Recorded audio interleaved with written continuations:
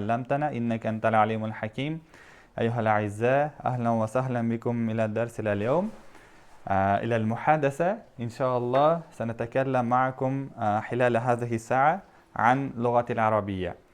Hop, azizlar, xush kelibsizlar hammalaring. Bugungi bizda bu inshaalloh ozgina sizlar bilan arab tili haqida, bugun umuman shuni o'rganish haqida, o'zimizni ya'ni tajribalarimiz, ya'ni yoki bo'lmasa o'zimiz o'rganayotganimizda kelgan muammolar va mana shu muammolarga qanaqa yechimlar berish, shular haqida ozgina gaplashib o'tamiz. Tamam? Xudo xolasa men sizlar bilan mana shu arab tilining o'zi qanchalik muhimligi, o'rganishda nimalarga e'tibor berish kerakligi, o'rganayotgan tilimizni bizga qanaqa manfaatlari bor, shular haqida gaplashib o'tamiz. Xo'p, demak, birinchi o'rinda men autoriga ozgina savol bilan yuzlanmoqchiman. Mana bu yerda deyarli hamma arab tiliga qiziqqan, arab tilini tanlaganlar o'tiribdi. To'g'rimi? Savolim shuki, nima uchun arab tilini tanlagansizlar? Xohlovchilar javob berishi mumkin. Nima uchun misol uchun mana arab tili sohasida ketasizlar? Yoki arab tilini o'qiyapsizlar, ta'lim olyapsizlar? Men o'tirib bemalol. Men shu birinchi Qur'oni Karimni o'rganmoqchi bo'lganimda ko'p ustozlar o'sha o'zimizdan chiqqan, lekin xohlamaganman. Men o'rganmoqchi bo'lsam, ma'nosi bilan o'rganaman. Nimani o'qiyapman, nima deyapman, o'shani bilishim kerak. Yaxshi.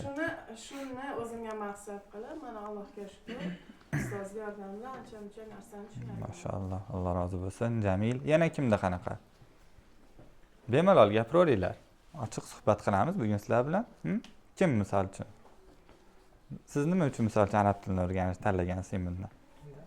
Arab tili jannat tili deyishadi-ku. Allohning roziligi uchun. O'sha Qur'onning ma'nosini anglash uchun. Yaxshi. Xo'p, azizlar, bizni ustozim bekorga so'ramadim. Biz ham birinchi so'rayotganimizda shu Yorqin aka Shukurov ustoz bizni o'qitganlarida birinchi darsini mana shu, ya'ni arab tilini nima uchun tanladinglar, nima uchun aynan shu sohaga kirdinglar degan savol bilan boshlagandilar. Va kelinglar endi niyatimizni to'g'rilab qo'yaylik degandilar. Ya'ni biz ham xuddi shunday javob berganmiz. Misol uchun buni tanlashimizdan maqsad mana Qur'oni Karimda o'qiganimizni tushunishimiz kerak. Keyin diniy ilmlarni ko'proq o'rganamiz degan narsalarni aytganmiz.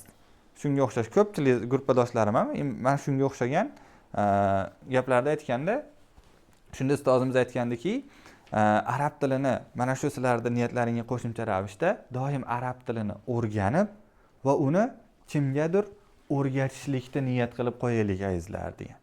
Ya'ni mana shu orqali bizning jamiyatimiz rivojlanadi. Islom ummati rivojlanadi, xalqimiz rivojlanadi. Ya'ni siz misol uchun kimgadir o'rgandingiz avvalambor va uni kimgadir o'rgatdingiz. Qarabsizki, siz orqali yana bir kishi ilmli bo'lyapti. Unga ham mana shu niyat bilan o'rgatsangiz, u ham yana bir kishiga o'rgatadi. Shu orqali uzun zanjir yuzaga keladi-da. Tamam? Demak, bugundan biz o'sha o'rganaman va doim o'rgataman kimgadir. U o'qituvchi bo'lish shart yoki bo'lmasa ta'lim sohasida ishlash kerak degani emas. Uyda ota-onamiz bo'lishi mumkin, aka-ukamiz bo'lishi mumkin, singil opalarimiz bo'lishi mumkin, to'g'rimi? Mana shulardan boshlashimiz kerak birinchi bo'lib. Shulardan sekin tashqariga chiqamiz. Tushunarli? Hadis ham bor. Xayrukum man ta'allamal Qur'an va 'allamahu deganlar Rasululloh. To'g'rimi? Ya'ni o'zbekchasi nima? Oralaringizda yaxshilaringiz Qur'onni o'rganib va uni o'rgatganingizdir. Xo'p, yaxshi. Bu yerda birinchi manfaat oladigan bo'lsak, demak biz Qur'onni o'rganishimiz kerak ekan. Xo'p, Qur'on ham o'zi qaysi tilda? Arab tilida. To'g'rimi? Va ikkinchi manfaat bu yerda o'rganib kimgadir o'rgatishlik turibdi. Tushunarli? O'rganishingiz kerak va o'rgatishingiz kerak deyapti. Tushunarli? Shu orqali rivojlanamiz deyapti. Va Qur'on, biz o'zi mana arab tilini o'rganyapmiz, demak Qur'on tilini o'rganyapmiz. Shu joyda savol tug'iladi. O'zi arab tili mana o'rganish jarayonidasizlar, sizlar ham qiyinmi, osonmi? Oson. Aldamang. Oson. Osonmi? Lekin mana misol uchun Google ga bersanglar, qiyinlik darajasi bo'yicha adashmasam 2-chi yo 3-chi o'rinda turadi. To'g'rimi? 2-chi o'rinda turadi. Aslida bir. Ha.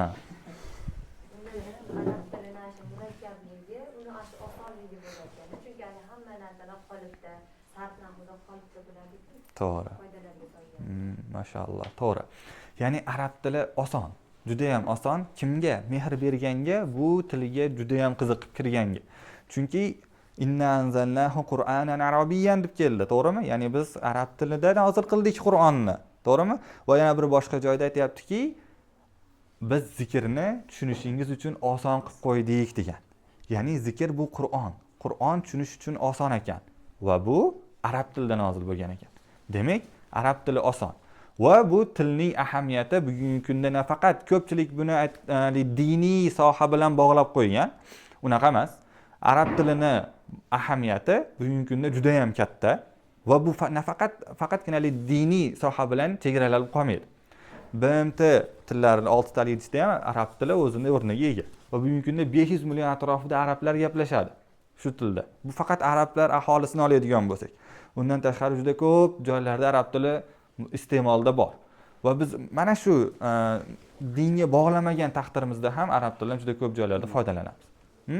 Endi bilaman, baribir yerda ko'pchilikda niyati va shu ilm olib boshqa qilaman deysiz. O'zi hamma narsa ilm hisoblanadi. Shu joyda savol beraman sizlarga. O'zi ilm nima? Azizlar, hamma fikri bo'ladi. Shuni beringlar. Biz sizlar bilan suhbatni yana ham qizg'roq o'tkazishimiz uchun menga sizlar qo'shilishlaring kerak. Ilm nima? Bitta hammani o'zini fikri, hech qanaqa noto'g'ri gap bo'lmaydi. Birosta men mana ilmga ta'rif beringlar deb so'radim. Kimdir ilm ma'lumot deydi, kimdir bilish deydi. Yana shunga o'xshagan qanaqa fikrlari bor? Jaholatdan ochiq ketadigan nur. Nur, yaxshi, mashalloh. Mana bitta zo'r ta'lim. Manfaat, ilm bu cheksizlik. Yaxshi. Tamam. Ulamolar ham ilmga ta'rif bergan ekan. O'zi ilmga ta'rif berishda ulamolar ikki turga bo'lingan ekan. Birinchi tur aytgan ekanki, ilm bu ta'rifdan behojatdir. Ya'ni al-ilmu mughnin anit ta'rif deyilgan ekan. Ya'ni ta'rifdan behojat degani, mughnin an bilan kelsa behojat bo'lish degan. Demak, ta'rifdan behojat, ya'ni bunga ta'rif berib bo'lmaydi degan. Lekin boshqa bir ulamolar aytganki, ilm nima deyilsa, al-ilmu mutabaqatul ma'na alal waqi' deyilgan ekan. Demak, al-ilmu mutabaqatul ma'na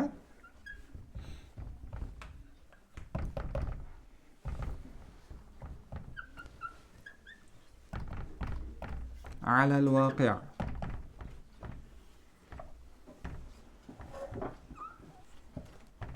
Kim tarjima qilib beradi? Ya'ni mutabaqatul ma'na alal waqi' degani mutabaqa ala bilan keladi, bilib olinglar. Xo'p, mos tushishlik degan, ma'noning voqelikka mos tushishligi ilmdir degan. Bu nima deyilsa, deylik, misol uchun mana shu marker qo'limdagi, to'g'rimi? Xo'p, buni bekitib qo'ydimda, marker desam, tasavvurlaringda nima uyg'ondi? Shunga o'xshagan narsami? Ya'ni tasavvurlaringdagi narsa mana shu marker bilan bir xil. To'g'rimi?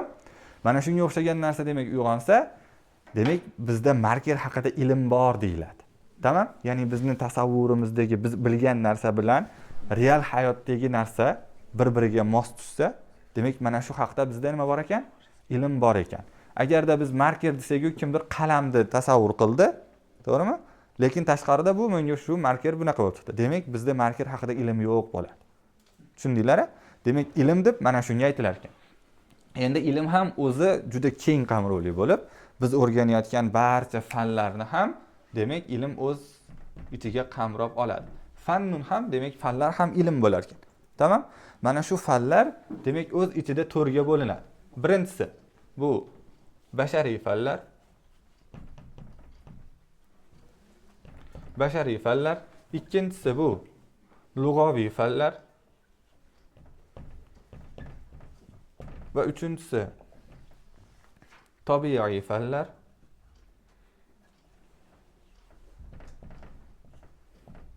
Va oxirgisi shar'iy fanlar ekan. Xatimga e'tibor bermaysizlar endi bugun. Xo'p. Shar'iy fanlar ekan. Demak, 4 turga bo'ldik. Bashariy, lug'aviy, tabiiy, shar'iy. Butun dunyodagi fanlarimiz bor-ku, u ona tili, geografiya, matematika, falsafa bo'lsin, hammasi butun dunyoda qancha fan bo'lsa, mana shu 4 ta turga bo'lsa bo'lar ekan. 4 ta guruhga kirgizsa bo'lar ekan. Birinchisi aytiladi, bashariy fanlar nima deyilsa, demak bashariy fanlar bu mana bashar nima degani? Inson, ya'ni ijtimoiy soha degani. Tamam? Ijtimoiy, siyosiy fanlar, demak bu bashariy fanlar deyilar ekan. Buni tarkibiga kirgizishimiz mumkin. biz o'rganadigan huquq, falsafa, tarix va universitetda o'qiydiganlar bormi? Haligi shunoslik degan fanlar o'tasizlar. Tilshunoslik, dinshunoslik, huquq, shunaqa shunosliklarning hammasi, ya'ni nazariyani o'rganadigan, haligi qo'pol qilib aytganda yakuniylaringda qancha olib qochib yozsa bo'ladigan fanlar bor-ku, mana shularning barchasi bashariy fanlar hisoblanadi. Tamam? Ya'ni sizga doim bunaqa bo'lsa, bunaqa bo'ladi, bunaqa bo'lsa, bunaqa bo'ladi va aniq konkret gap aytmaydi. Falsafani kim qiziqib ko'rgan falsafaga? Falsafada mana siz qiziqib ko'rgan ekansiz. Misol uchun bitta savol beradi-da, bu savol bunaqa javobi bo'lsa, agar mo tomondan kelsak, bunaqa bo'lar ekan-ku degan narsani xullas bir javob topib bo'lmaydigan narsa. Shunga o'xshagan nimalar? Demak, bashariy fanlar kerak. Ikkinchisi lug'aviy fanlar. Lug'at nima degani? Til. Tamam? Demak, lug'aviy fanlar degani jamiki tillarni o'rganadi. Bu ingliz tili bo'lsin, arab, rus, fransuz, qozoq, qirg'iz, hamma tillar demak mana shu lug'aviy fanlar tarkibiga kirib ketadi.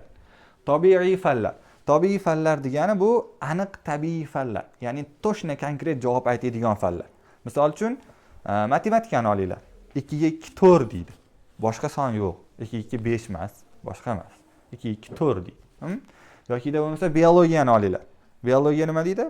Odamda 206 ta suyak bor, 85 tasi juft, 36 tasi toq deydi. To'shna ma'lumot aytadi. To'g'rimi? Yoki da bo'lmasa ximiyani olinglar. 2 mol vodorodga 1 mol kislorodni qo'shsa suv hosil bo'ladi deydi. H2O bo'ladi deydi. Tamam? Shunga o'xshagan fanlar demak tabiiy fanlar bo'ladi. Shar'iy fanlar bo'lsa, endi bu bizning demak diniy fanlarimiz hisoblanadi. Tamam?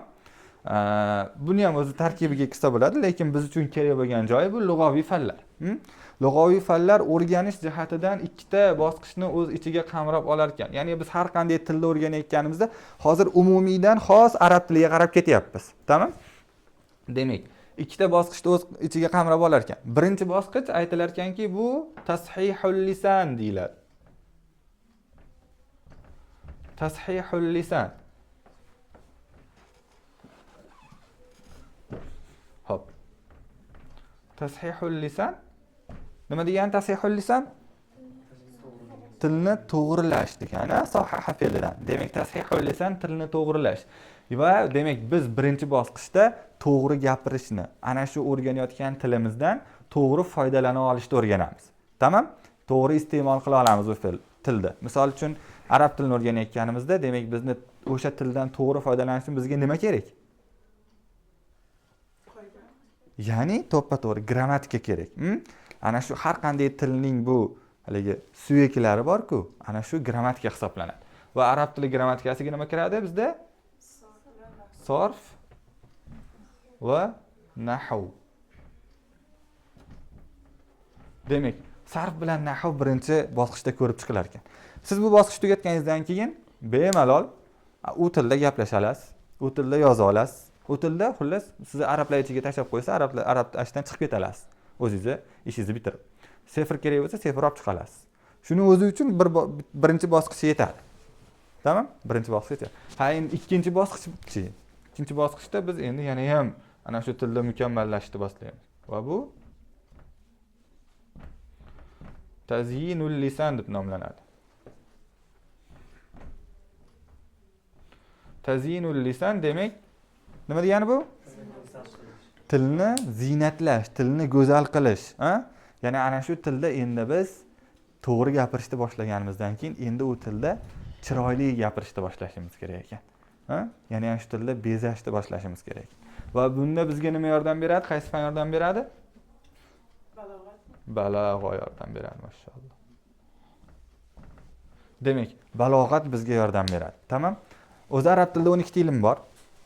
12 ta ilm bor. Va bu yerda 3 tasini sanab o'tdik. Sarf bir ilm, nahv bir ilm va balog'at ham bir ilm. Shunga o'xshagan yana boshqa ilmlar bor. Sizlar oldinga qo'ygan maqsadga erishish uchun sizlar shu 12 ta ilmdan ozmi ko'pmi xabardor bo'lishlaring kerak. Tamam? Ya'ni bu uzun yo'l. Uzun yo'l. Yo'lga chiqqan odam charchamasdan, malollanmasdan davom etish kerak bo'ladi. Tamam? Demak biz arab tilida sarf, nahv va balog'ani ko'rib chiqsak, o'sha balog'atni bilasizlar, bu endi ana o'sha tilda chiroyliroq gapirish. Ya'ni bu nima deganingiz? Misol uchun endi men tug'ildim demaysizlar. Men tug'ildim deb sarf nahvda gapiryapti deydilar. Ha, endi nima deysizlar? Ko'zim bu dunyo yuzini ko'rdi deysizlar. Tamam? Chiroyli demaysizlarda oy kabi go'zal deysizlar. Ha? Ya'ni ana shu tilda yana ham chiroyliroq qilib o'xshatishlar bilan, olib qochishlar bilan yokida bo'lmasa kinoyalar bilan gaplashishni boshlaysizlar. Ha bu endi haligi sabr-sayt xohlaganlar uchun mana shu joy bo'ladi. Tamam?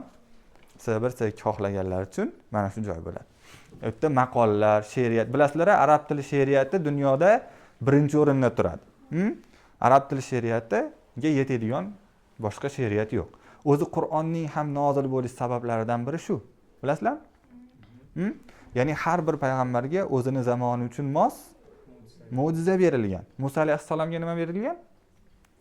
Sehr berilgan. Ya'ni shu Allohning izni bilan asosiy yordamida sehr ko'rsatilgan, to'g'rimi? Rasul alayhissalomga Qur'on mo'jiza qilib berilgan. Nega deyilsa, chunki arablarda o'sha paytda hech nima bo'lmagan. Ularda biror bir tomondan ya'ni deylik iqtisodi rivojlanmagan bo'lishi mumkin yo siyosati zo'r bo'lmagan bo'lishi mumkin, lekin ularda she'riyat juda ham kuchli bo'lgan. She'riyat juda ham kuchli bo'lgan. Ular mana biz siz bilan gaplashyapmiz-ku, shuni ham she'riy tarzda gapirishavergan. Shu darajada she'riyat kuchli bo'lgan. Va mana shuning uchun ham Qur'on ana shu ularning she'riyatidan-da kuchliroq bo'lib nozil bo'lgan. Shuning uchun ham Qur'onda o'zida ham keladi ba'zi joylar. Bizni Qur'onimizga o'xshagan bir dona oyat yo bir dona sura keltirib bera olasizlarmi? Keltira olmaysizlar deydi. Xo'p, arab tilida o'sha demak buni she'riyati juda ham kuchli. Qur'on mana shu she'riyatdan ham kuchliroq bo'lib arablarni yengib chiqqan. Bunga misol qilib Ukkoz bozori degan joy bo'lgan. Eshitganlar bormi? Arablarda Ukkoz bozori degan joy bo'lgan. Ana shu joyda eng kuchli shoirlarning she'rlari osilib qo'yilgan. Qur'ondan ham bir sura kirgan. Kavsar surasi kirgan o'sha joyga. Va uni tekshiruvchi inson o'qib chiqayotib Kavsar surasiga ko'zi tushgan ekan. Inna a'toynakal kavsar fasolli li robbika vanhar inna shaniyaka huval abtar. Ni o'qib turib 4-oyatiga haza laysa min qawli bashar. Ya'ni bu insonning so'zi emas degan so'zni qo'shib qo'ygan ekan. Ya'ni bu arab tilining mo'jizaviyligi. Tushunarli? Demak, sizlar shunday tilni o'rganyapsizlar ekan. Men sizlarga haligi arab tilini qanchalik muhimligini o'zi bilasizlar. Yanada ta'kidlab aytib qo'ymoqchi edim o'zimning gaplarim bilan. Shuning uchun ham maqsad qo'yishda charchamasliklaring kerak.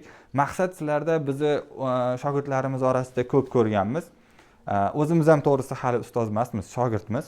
O'zimiz ham shogirdmiz. Faqat shu ustozimiz bergan narsani ustozimiz bizga o'rgatganligi uchun, ya'ni sizlar faqat o'rganish bilan emas, endi kimgadir o'rgatishlik bilan ham xizmat qilishlaring kerak degan gapni aytganligi uchun biz ham Xudo xolasa yaxshi niyatda mana shu ishni boshladik va sizlar bilan ham bo'lishishni maqsad qilib qo'ygan.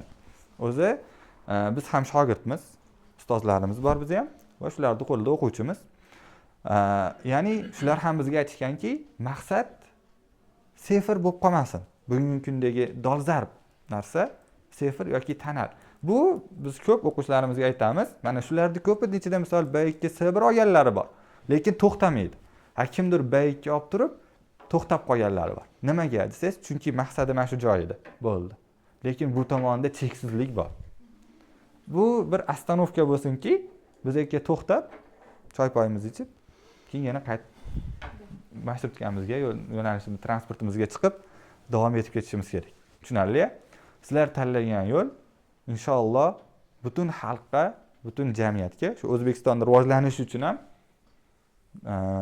muhim omillardan biri hisoblanadi. Muhim yo'llardan biri hisoblanadi. Tamam? Shuning uchun charchamanglar. Bu aytganlarimiz tushunarli bo'ldimi sizlarga? Savollaring bormi? Xudo xolasa savollar bo'lsa hamma yozib tursin, tortinmanglar. Bugun sizlar bilan ozgincha, ko'p emas, ozgincha suhbat qilishga kelishganmiz. Xudo xolasa bu suhbatlarimiz yana ham inshaalloh davomli bo'lishini duo qilib turishlarini so'rayman. Xudo xolasa savollarga ham oxirida Xudo xolasa to'xtalamiz. Tushunarli? Shuning uchun hamma savollarni tayyorlab turasiz. Ustozlar.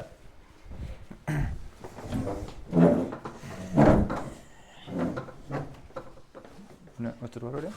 O'zim o'chirib olaman. Yana assalomu alaykum va rahmatulloh. Bismillahirrohmanirrohim.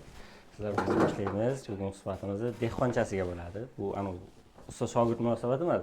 Bu o'zimizni kursdoshimizdan, dugonamizdan, bizdan bir kurs oldin boshlaganlardan maslahat olamiz-ku arab tilini. Xuddi shu masalada bo'ladi. Erkinroq suhbatlashamiz, bemalol, rasmiyatchilikni yig'ishtirib qo'yib. Kameraga olyapti, lekin siz ko'rinmaysiz, biz ko'rinamiz faqat. Xo'p, demak, kelishib olamiz. Yoziladigan kerakli narsalar bor.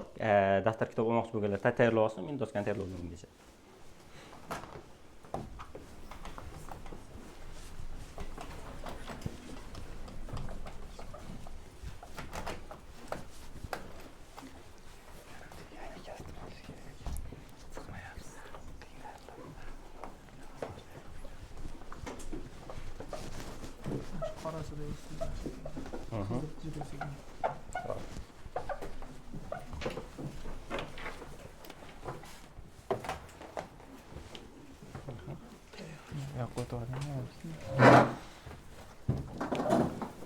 Yani bugungi zamonaviy talabalarda biz o'zimiz shiorimiz bor, unga rioya qilmaymiz. Qanaqa shior bor?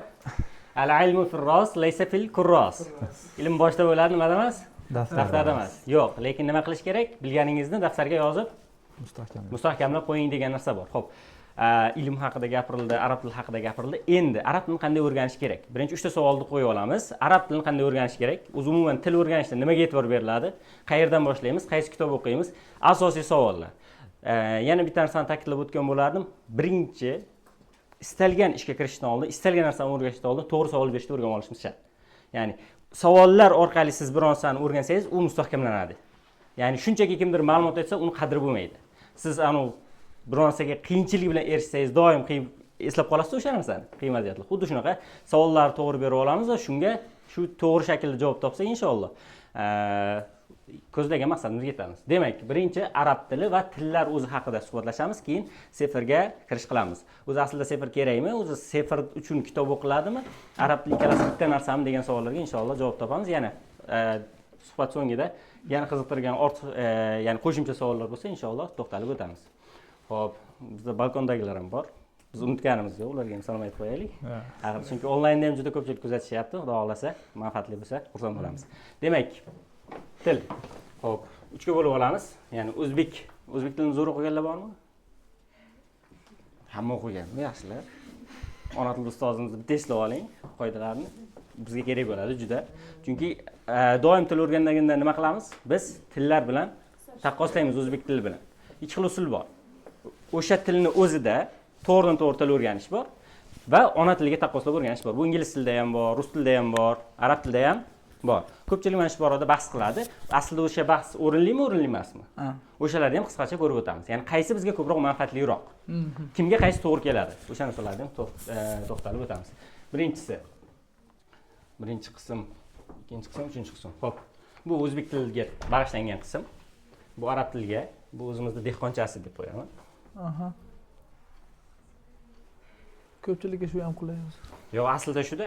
Mag'zini tushunib olsak, maqsad tushunib olish. Ya'ni 5 betlik qoidalar, she'rlar yodlash shart emas. Mazmunni kichkina joyga sig'dira olsangiz, bu sizda nimangiz bo'ladi? Yutug'ingiz bo'ladi. Odatda 5 bet kitobning mazmuni 3 ta satr bilan nima qilsa bo'ladi? Tushunib olsa bo'ladi, xuddi shunday. Xo'p, tilga kirib keldik. Tillar haqida gaplashyapmiz. Xo'p, chet tili bo'lsin, o'zbek tili bo'lsin, ingliz tili bo'lsin, arab tili bo'lsin, bosqichlar bor. Eng birinchi bosqich qaysi yaxshilik kim aytadi? Nimani o'rganishdan boshlaymiz? Fonetika. Demak, o'zbek tili jihatdan qaraydigan bo'lsak, umuman butun dunyo tillarida nima bo'ladi? Fonetika. Xo'p, fonetika. Xo'p, fonetikani qisqartga qilib dehqonchasiga nima deymiz? Alifbo deymiz. Ya'ni harflar. Harflardan boshlanadi hamma tilda. Xo'p, ingliz tilidagi harflarni 2 soatga bormaydi. 1 soat o'rganib qo'ysa bo'ladi. Chuqur o'rgansangiz yillar ketadi unga. Endi aynan arablar o'zi bu ilmda biz nima deb aytamiz? Tajvid deymiz. Yoki umuman boshqa o'zi ilmiy kitoblarda arab tilida, ma'ani nahv kitoblarida keladi. Ilmul aswat deydi. Nima degani? Ilmul aswat. Bu eng birinchi bosqich. Odatda shuning uchun ham kurslarga borsak nima deydi? Fonetikaga keldingizmi yoki grammatikaga? Va bunga biz vaqt beramiz doim o'rganish uchun.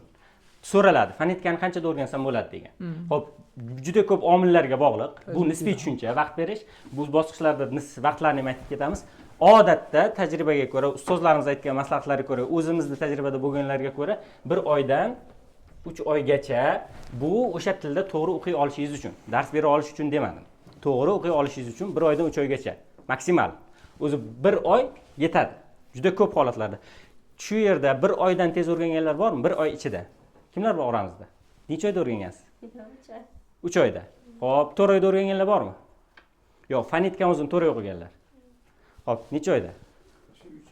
3 oyda. 10 oy o'qigansiz. Malades. Chunki chuqurroq kirgansiz.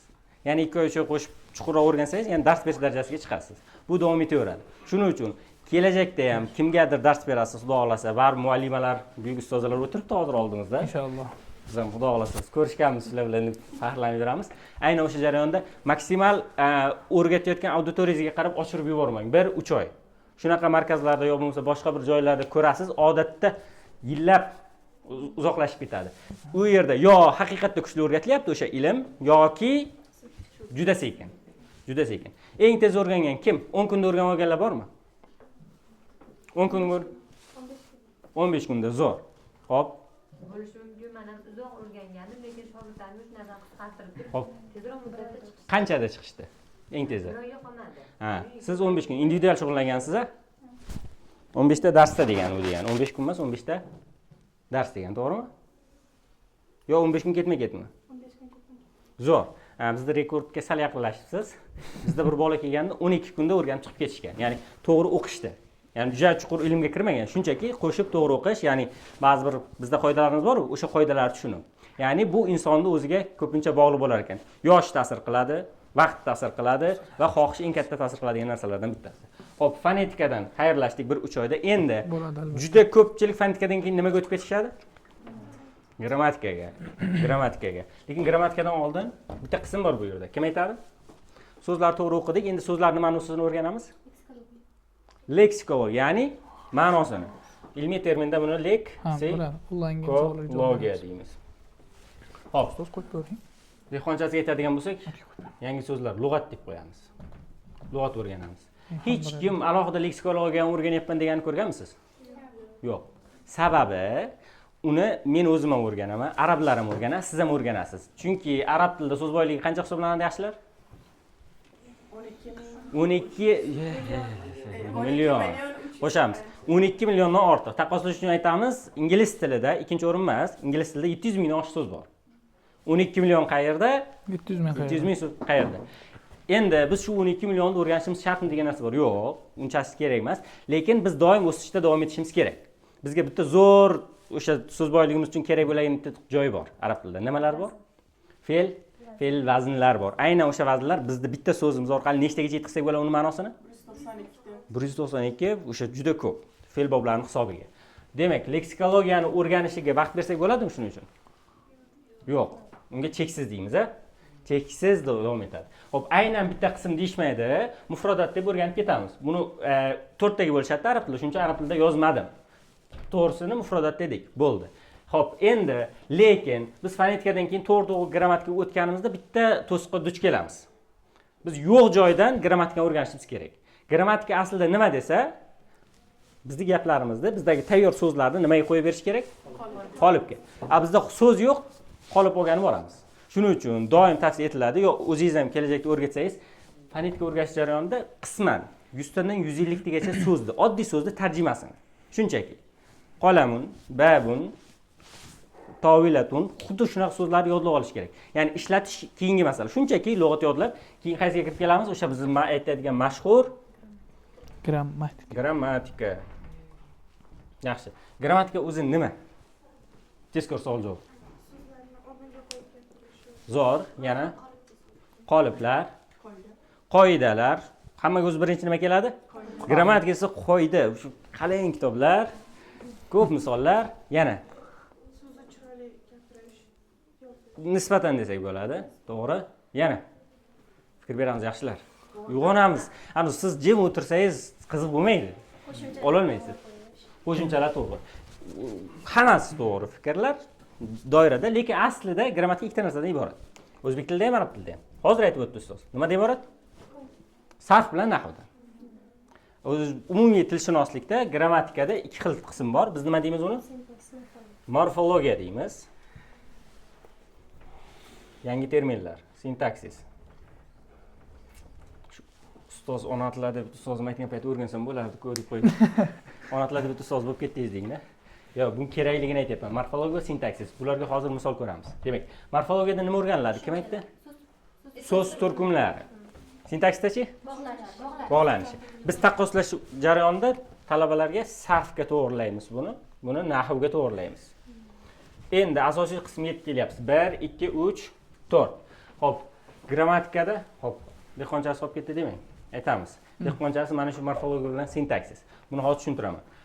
Bunda yoziladigan qismlar bor. Xo'p, demak, sarf nimani o'rganadi, nahv o'rganadi. Endi chuqurroq o'rganamiz. Bitta so'zni olamiz.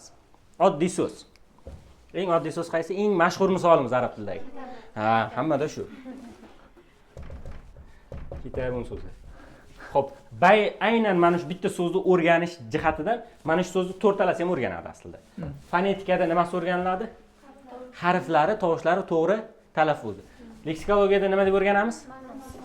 Ya'ni kitob deb o'rganamiz, to'g'rimi? Bu leksikologiyaga tegishli qismi. Ha, endi sarfda nimasini o'rganamiz desa? Turkum ot. Ha. Ya'ni ta'rif beramiz, faqat kitobunda o'ziga ta'rif beramiz. Ya'ni gap shaklida emas, faqat o'ziga. Qaysi so'z turkumiz? Ism deymiz, birlikda deymiz, yolg'iz tushlash kerak bo'lsa kitobun, kitaban deymiz. Aynan yolg'iz holatda bunga ta'rif beradigan bo'lsak, u nima bo'lar ekan? Sarf yoki tuslab chiqsak, yoki turlab chiqsak fe'l bo'ladigan bo'lsa. Endi nahvda, nahv bo'lish uchun bizga bitta so'z yetmaydi. Nima kerak? Kamida ikkita bu va u gap tarkibida kelgan bo'lishi kerak. Haza kitabun deydigan bo'lsak, endi nima bo'ldi? Mubtado, xobar. Aynan buni ism deb o'rganishimiz sarfga olib ketamiz. Xo'p, endi buni xobar deb o'rganishimiz nahv. Ana, nimaga nahv kerak desa, gap tuzish uchun sizga nahv kerak. Ya'ni endi nahvsiz ham o'rganayotgan uslublar borki, hech kim qarshilik qilmaydi va bu yo'qlanadi. Dunyo tilshunosligida ham yo'qlanadi. Ya'ni hozir grammatikasi boshqa tillarda ham faqat bitta kamchiligi bor uni. Siz hammasini yodlab o'rganishingiz kerak, strukturani. Ya'ni haza kitabunda o'zingiz kitabunda o'rniga boshqa so'z qo'ymasdan doim birgalikda yodlab o'rganishingiz kerak. Ya'ni gap shaklida to'g'ridan-to'g'ri slovar yodlaysiz-ku. Ya'ni mufrodat. Leksikologiyada xuddi so'z yodlagandek shakllarda yodlab borasiz. Mazmuniga yetib borishingiz uchun baribir nimaga murojaat qilar ekansiz? Nahvga murojaat qilar ekanmiz. Endi hamma o'zini darajasini, ya'ni bosqichini bilib olish kerak-da doim. Doim talabalarga siz qaysi bosqichdasiz, qayerga ketayotganingizni ko'rsatib olishingiz kerak. Demak, fonetikadan o'tganmiz hammamiz. Hali fonetika o'qimaganlar yo'qmi oramizda? O'qimoqchi bo'lganlar bo'lsa qarang. Unja 3 oydan o'tib ketib qolmasin. Leksikologiya doim davom etadi, so'z boyligingiz.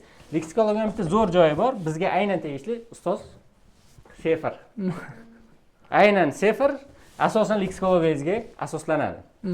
Keyin nima yetib keldik? Grammatika. Endi sarf o'qishim kerakmi, nahv o'qishim kerakmi degan savol bor. Doim beradi. Qaysi birini birinchi o'qish kerak? Sarf deganlar qo'l ko'tarsin. Sarf 1 kishi, yana 2 kishi, 3 kishi, 4 kishi, 5 kishi, 6 nahvlarim qolsin. Nahvchilar bormi? Qolgan hamma nahv. Maşallah, maşallah. Zo'r. Kim aytdi o'sha gapni? Yashang. Ikkalasini qo'shib o'qish kerak boshlanishida. Keyin ikkalasiga alohida to'xtalib o'tasiz. Kerakli joyga. Chunki xohlaymizmi yo'qmi, bizda vaqt chegaralangan. Shuning uchun biz boshqa tildan o'rganyapmiz.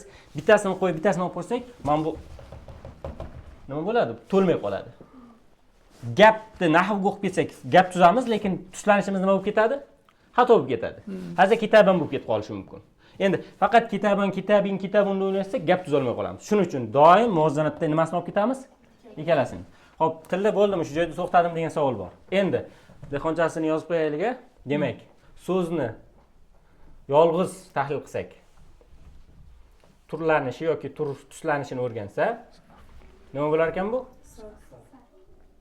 Tuslanish. Gap tarkibida o'rgansa, tarkibida so'zni o'rgansa, bu nima bo'lar ekan? Nahv bo'lar ekan. Xo'p, endi keyingi bosqich bormi? Siz aytib o'tdilar. Bormikan tilda? O'ylab ko'ramiz. Balog'at qaysi bosqichga kiradi? Nima deb o'ylaysiz? O'zbek tilini ham o'qigan, umuman tilshunoslik o'qiganlar. Sekinroq aytmaymiz. Uslubiyat deymiz. Stilistika. Eshitganlar bormi? Stilistika. Bu bosqichga biz ham harakat qilamiz, o'tishga doim. Stilistika kelajakda o'tarmiz xudo xolisa. Xo'p, stilistika nima desa, uslubshunoslik desa, ilmul dilala deydi arab tilida. Xo'p, demak ketdik. Ilmul asvat, ilmus sarf, ilmun nahv va undan keyin ilmul dilala. Dilala nima degani? Ma'no. 4-bosqich arablar mana shu 4 ga bo'lib o'rganadi. Bizda odatda ushbu qismlarda bo'lib o'rganiladi. Aytib o'tdik. Nima desa, uslublar bor. Ya'ni kitob o'qisangiz, kitobda yozilish uslubi bor. So'zlash uslubi bor o'zlarini. Shevalari bor. U alohida bitta uslub. Keyin gazeta jurnallarida publisistik uslublar bor. Aynan shu uslubda bitta gapni siz 4 xil shaklda ayta olishni o'rgansangiz, demak bu qaysi uslub bo'lar ekan? Stilistika. Faqatgina oddiy tilda emas, balki adabiy tilda o'zini ham bosqichlari bor. Aynan shu joyga yetib kelsangiz, bo'ldi, keyin sekin bemalol o'tirib arablarga borib dars bersangiz bo'ladi. Chunki ularning o'zi ham bu uslubda qiynalishadi. Aynan biz aytayotgan balog'at ham qaysi uslubda bo'lar ekan? Stilistika uslubida bo'lar ekan. Endi hop, har xil teoriyalar bor. Grammatika qancha o'rganamiz degan. Qanchada o'rganamiz degan. Hop, qancha vaqt kerak grammatika o'rganib bo'lish uchun? Zo'r o'rganib bo'lish uchun.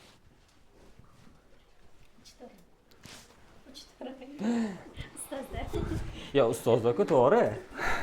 Ya umumiy so'rayapti. Umumiy hisobda. 1 yil. Arab tiliga nisbatanmi? Ha, Cheksiz bo'ladi. cheksiz. Uncha cheksiz emas. Aynan to'g'ri, sarf nahv cheksiz. masalasi haqida Sarf gapiryapsiz. nahvida. Ya'ni yetarli darajada. Hop, dars bera olish darajasida o'rganishingiz uchun kamida nima deb o'ylaysiz?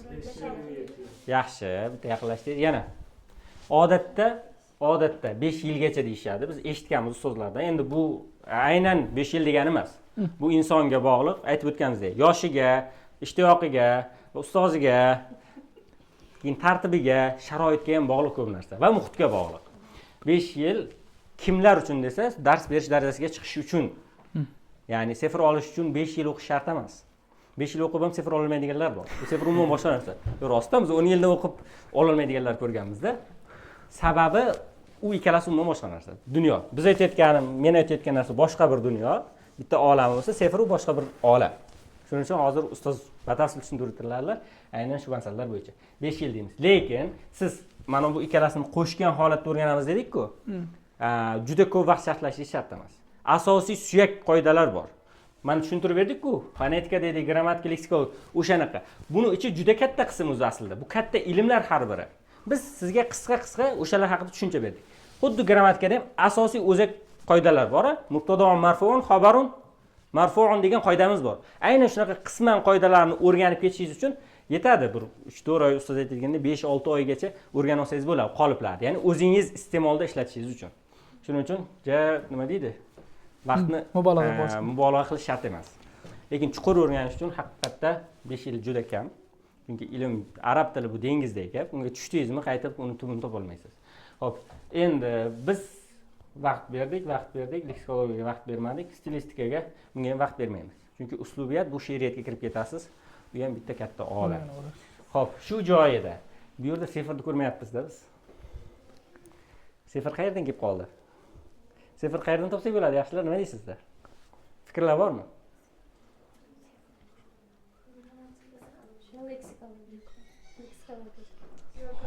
Endi leksikologiya degan grammatikada sifir yo'qmi? Bor. Fonetikada yo'qmi? Endi qarang. Men bu narsa miyada qoldimi? Bitta skrinshot qo'y miyaga. Miyaga faqat. Qarang, endi sifirda o'rni sifir bu Yevropa test tizimining bitta shakli. Bu hamma tillarda bor, bilasiz, faqat arab tilida emas. Hozir bizda o'z mashhurlarning inglizlari bo'lyapti. Xo'p, 4 ta qism bor. Qisqa aytaman. Listening, speaking, reading, writing. Xo'p. Har birida mana shu 4 ta narsa bor. Har birida mana shu aytilayotgan 4 ta narsa bor. Xo'p, odatda nimaga buni o'qiganlar bunda sifir ola olmaydi desak, biz grammatika qismini o'rganib ketamiz hammasi. Yoki faqatgina reading qismi bor, o'qish. Gapir eshitishini o'rganmaymiz. Speakingdagi fonetik jihatini, grammatik jihatda tahlil qilmaymiz. Biz faqat yozilgan narsani o'qib nima qilamiz? Readingdagisini o'qiymiz. Bu yerda writing qismi, speaking qismi, listening qismidagi ushbu 4 ta qism bor. Doim e'tiborsiz qolmang.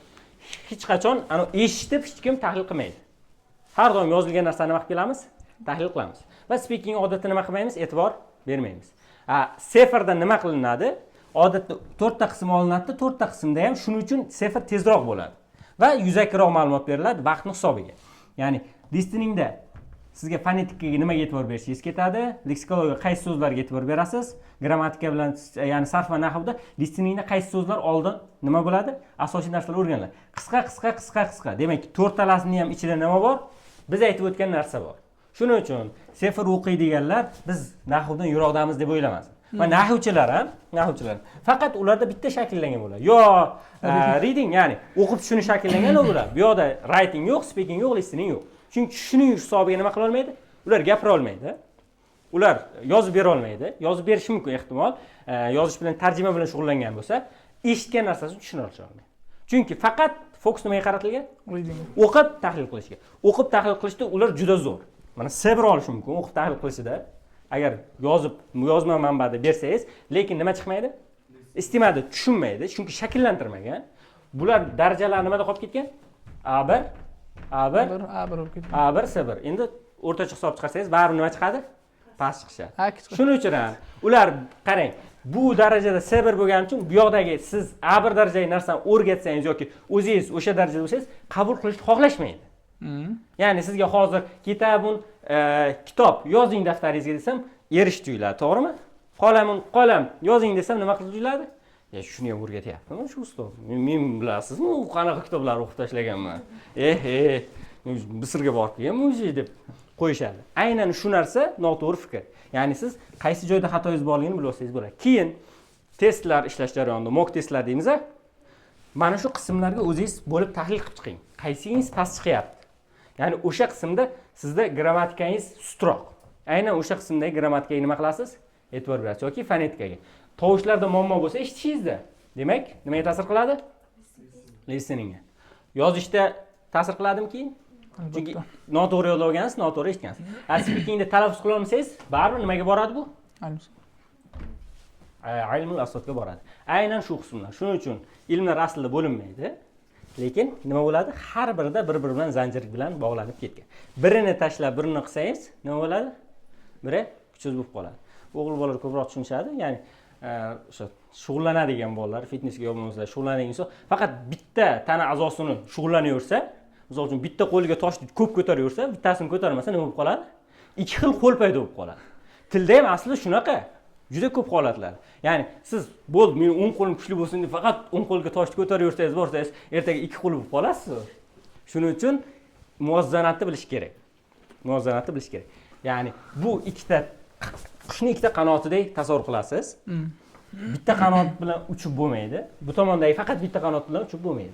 Faqat sefer o'qib ham ilm erishmaysiz. Faqat grammatika o'qib ham ilmga to'liq erishmaysiz. Doğrusu bu haqda ustozimiz batafsil tushuntirib beradilar. Shu qismgacha savollar bormi? Bitta takrorlaymiz. Demak, til o'rganishda birinchi fonetika bosqich, leksikologiya, grammatika. Grammatika nima desa ikkita narsa aytasiz. Morfologiya va sintaksisning qo'shilmasi. Grammatikaning o'zining asl ta'rifi yo'q. Morfologiya sarfga to'g'ri keladi va u nimani o'rganadi? So'zni yakka tartibda tuslanishi yoki turlanishi. Sintakschi nahvga to'g'ri keladi, u gap tarkibidagi so'zlarni o'rganadi. Va undan keyingi bosqich stilistika. Seferda aytayotgan 4 ta bosqichimizda hammasida baribir mana shular mavjud bo'lar ekan. Doim o'zingizda o'sha tekshirib oling, darajangiz qayerda. Misol uchun grammatikani o'zini bar bo'lib tashlaymiz. Uni hali yana qismlari bor. Uni keyingi suhbatlarda yoki darslar jarayonida o'quvchilar bilan muhokama qilamiz. Hozircha xamir uchidan patir deydimi? Maqolamiz bor. Shunaqa. Hop, savollar bo'lsa yakunida suhbatlashamiz. E'tiboringiz uchun rahmat.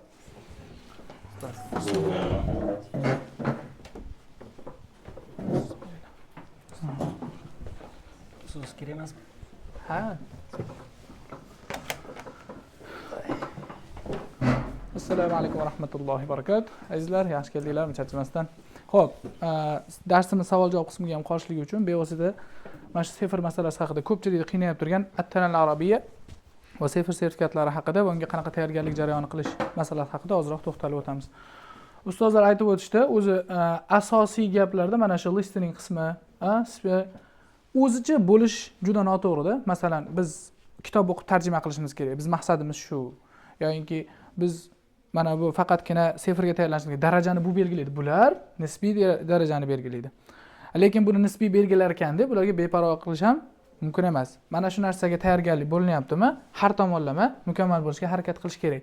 Ya'ni ko'pchilikni ko'ramiz, sertifikati chiqqandan keyin javobini listening, speaking, reading shunaqangi ballar o'ynab ketgan.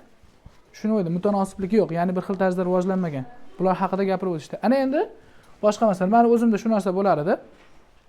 Birinchi o'sha ona tili bilan taqqoslangan holda grammatikani o'rganib, keyin nahv sarfga o'tib, keyin nahv sarfdan o'sha ozroq bir mutolaalar chiqib, ozroq yozish bo'lganligi uchun keyin sefer topshirganimda gapirish bilan yozuvdi nimalari, ya'ni ballari mutanosib, lekin eshitish bilan o'qishni ko'rsangiz dabdalasi chiqayotgan bo'lardi. Keyin qayta malakalar boshqa malakalar bo'lib, keyinchalik bu narsa o'sdi. Ana endi biz o'ldi birinchi seferga tayyorgarlik ko'rib turgan xatoyimiz yuzaki kitoblarni o'qib o'tib ketishimiz bo'ladi. Masalan, bir bola bor, 2 dona kitob o'qib, B2 yoki sabr olgan. 2 dona. Ya'ni qaysi u? Baynayda kitobi yoki Miftahul Arabiyya har qanday bir silsilani olganda 2 dona o'qib turib o'tib ketgan.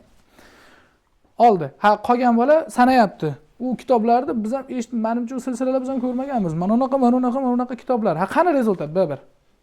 Nimaga siz yuzlab, minglab kitob o'qishingiz mumkin, lekin undan foyda olmasangiz bo'lmaydi. Ya'ni bizga o'sha ekspertlarning o'zi maslahat berdi, kitob bilan qanday moslashish, ya'ni qanday o'qish kerak, seferga qanday tayyorgarlik ko'rish. Agar sizda grammatika qismingiz chiqqan bo'lsa, 2 oy seferga B2 uchun, B2 ni baquvvat uchun, misol 62-60 ballar olishlik uchun yetib ortar ekan. Biz mana tashqarida natijalarni ko'rdinglar. Hech qaysini 1 yilgacha, hali o'zi akademiyani ochilganiga hali endi 1 yil bo'ldi. Lekin 1 yil ushlab o'tirmaganmiz hech kimni. Grammatikasini sal shakllantirib turib, keyin o'sha bosqich bo'yicha tayyorlaganmiz. 2 oy tayyorgarlik ko'radi, topshiradi, B2 yoki sabr oladi. Endi sabr olishi oldin baza bilan kelgan o'quvchilar bo'lsa sabr olishi mumkin, lekin real voqelikdan kelib chiqqan bo'lsa, ustozlar aytgan yuqoridagi mana sarf nahvlar, sarf nahvu ham emas. Masalan, o'sha qisman sarf o'zi sarfga uncha ko'p e'tibor berilmaydi. Asosan nahvga ko'proq e'tibor beriladi ko'p joyda. Mana shu gaplarni to'g'ri tuzish, hech bo'lmaganda o'sha mubtadoni, xabarni yoki o'sha gaplarni grammatik chaldan to'g'ri shakllantirib, izchil bog'lab beradigan bo'lsa, 2 oy yaxshi mehnat qilsa, bemalol darajani olsa bo'ladi. Ana endi bunda tayyorgarlik jarayoni qanday ketadi? Buni mustaqil tayyorgarlik ko'rsangiz bo'ladi. Agar mana shu narsalarga e'tibor bersangiz. Ya'ni menga mana shuni o'zi aytadi. Asosan matnga qanday yondashish kerak? Misol uchun bir matn olindi. Matnni oldingiz, o'qib turib, tarjima qilib o'tib ketdingiz. Bunaqangi matndan yuzlab ko'rishingiz mumkin. Bundan hech qanaqa foyda bo'lmaydi. Na o'sha matn darajasida gapira olasiz, na bir matn darajasida. Keyin yana bitta maslahat beriladiki, siz qaysi darajaligingizni o'zingiz sezsangiz, o'zingizdan bitta daraja kitobni o'qishingiz maslahat beriladi. Bitta matn olinadi. Bitta matnni quyidagicha yondashasiz. Avval so'zlarni yodlab olishingiz kerak. So'zlarni yodlang. So'zlarni yodlashingiz kerak. Birinchi matnda so'zlarni yod, to'g'ri, buni 100% yodlash imkoni yo'q. Biz ham yodlash deganda lug'at kitobni olib, kitabun kitob, qalamun qalam deb yodlab yurgin demayapmiz. So'zlarni matnning ichida kelyap turganda qanday muomala qilinib yodlanib ketyapti. Masalan, ikkita so'z bor. Ishora turibdi. Nima degan ishora? Bu yoqda murur turibdi. O'tish degani alohida qilib yodlab oldingiz masalan. Ishorat nuri qo'shilsa boshqa so'z chiqib keladi. Suyda bor degan ma'nosi keladi. Masalanda matnni ichidan yodlash kerak. Aynan o'sha matnda kelyap turgan so'zni siz eshitganingizda to'laqonli o'sha matnning qatori hayolingizga kelish kerak bo'ladi. Birinchi so'zlarni yodladingiz. Ikkinchi qadam matnni o'qing. Matnni o'qing. Tarjima qilmasdan shunchaki bir 4-5 marta o'qing. Masalan, 5 marta o'rtacha hisobda. Ana undan keyin tarjima qilib o'qing. Biz bitta matn haqida gaplashyapmiz hali. Tarjima qilib o'qib chiqing. Bunda ham 3-4 marta o'qing, ko'proq o'qing masalan. O'qidingiz, tarjima qildingiz, tilingiz kelishdi. Ana undan keyin 4-qadam. Matn haqida gapirib ko'ring. Nimalarni tushundingiz? Matnni asosan 3 qismga bo'ling. Hamma matnni shunaqa qiling. Muqaddimasiga bo'lib oling. Misol kirish qismi. Kirish qismida ozroq umumiy gapiriladi, Asosiy qism matnni ko'pchilikda insho qismida ham, speaking qismida ham e'tibor bermaydigan narsasi mana shu asosiy qismni yaxshi yoritmaydi. Atroflicha gapirib qolib ketadi. Kirish qismida qolib ketadi yoki tugatmaydi. Xo'p, 3 ta qismga bo'lib gapiring har doim. Matnni ham o'sha yaxshi tushuning. O'zi matnlarcha abzaz bilan ajratib qo'yilgan bo'ladi. buni sal o'qib, o'sha qayta o'qiganingizda o'zi istifoda olib, ya'ni kasb iktisab bo'ladi o'zi. Ya'ni qanaqa? Kirdingiz, matnni o'qiyapsiz, kirish qismi haqida ozroq gapiring, asosiy qism haqida ozroq gapiring va uni tugating. 2 og'iz jumla bilan tugatishga harakat qiling. Tushunarliga? Tarjima qilib bo'lganingizdan keyin mavzuning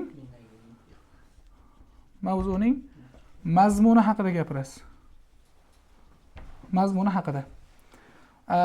Imkon qadar vaqt chegaralab oling. Masalan, 30 sekund yoki 40 sekund ichida mana shu mavzuni gapiraman deb. Keyin o'qib turgan matningizni mavzusini yaxshi tushuning kirishdan oldin, ha? Masalan, hifaz alal bi'a yoki misol uchun talawusul bi'a yoki tabiatning ifloslanishi. Tabiatning ifloslanishi degan narsani tushundingizmi? Hayolingizga ifloslanayotgan bir narsa birinchi tasavvur kelib olsin. Men hozir bu yerda nimani seferga qanday qilib o'zingiz tayyorlashingizni aytyapman. Strategiyalar keyingi masala.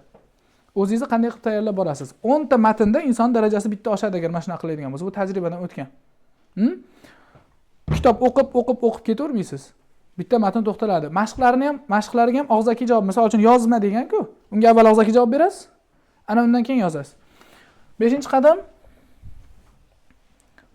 mavzuning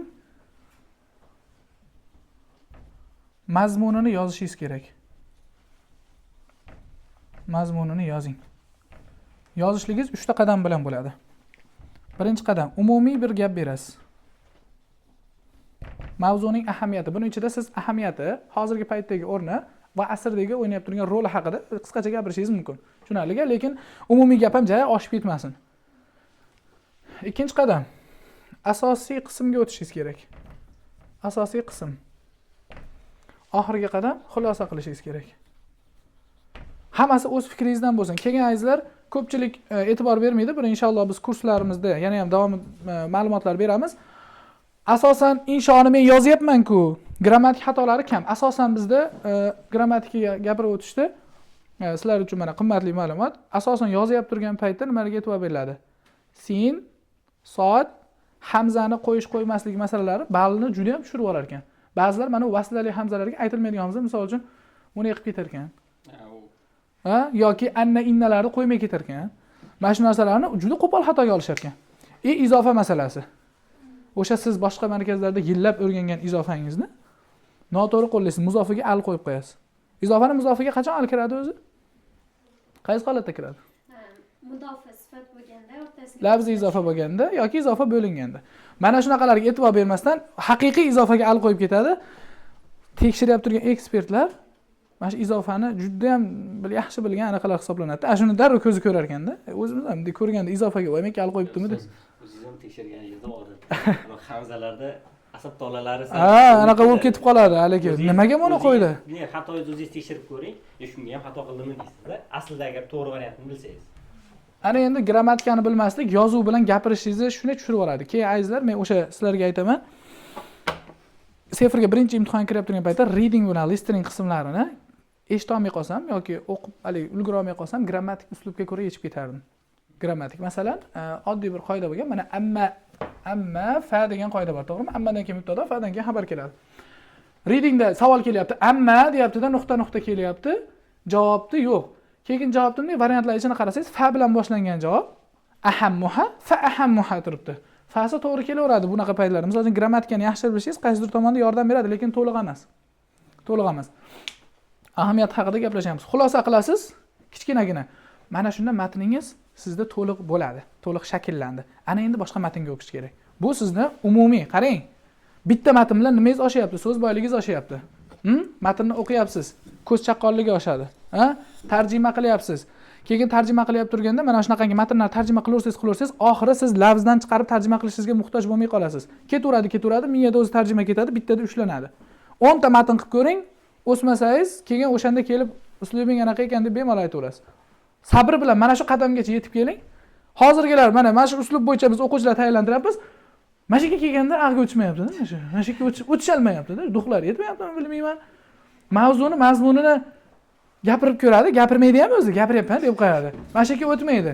Lekin shunday qilsa ham, shu darajada bo'lsa ham, lekin bola o'sayotgani sezilyapti.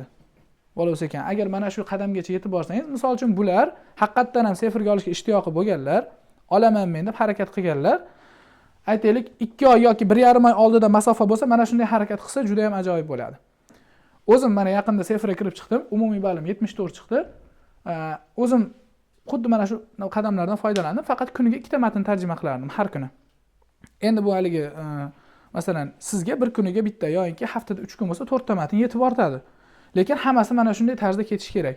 Keyin ko'pchilik kursga boryapman-ku deb ko'ngli sal xotirjam bo'lib qoladi yoki kimdir qayerda o'qiyotganligi uchun ko'zda xotirjam bo'ladi. Yo'q. Alohida o'zingiz o'quv dasturingiz bo'lmasa foydasi yo'q. Mana shu ustozlarning birortasi akademiyada yoki kursda o'qib o'sgan emas.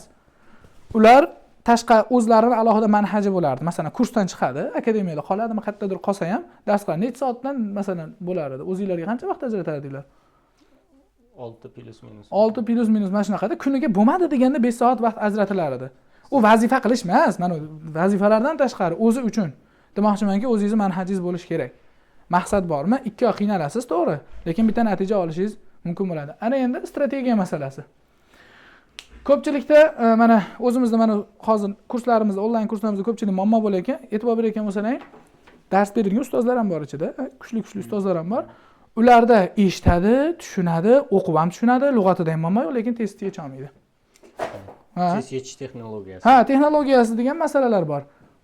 Strategiya qanchalikka ko'taradi sizni desa, bu ham har kishiga individual.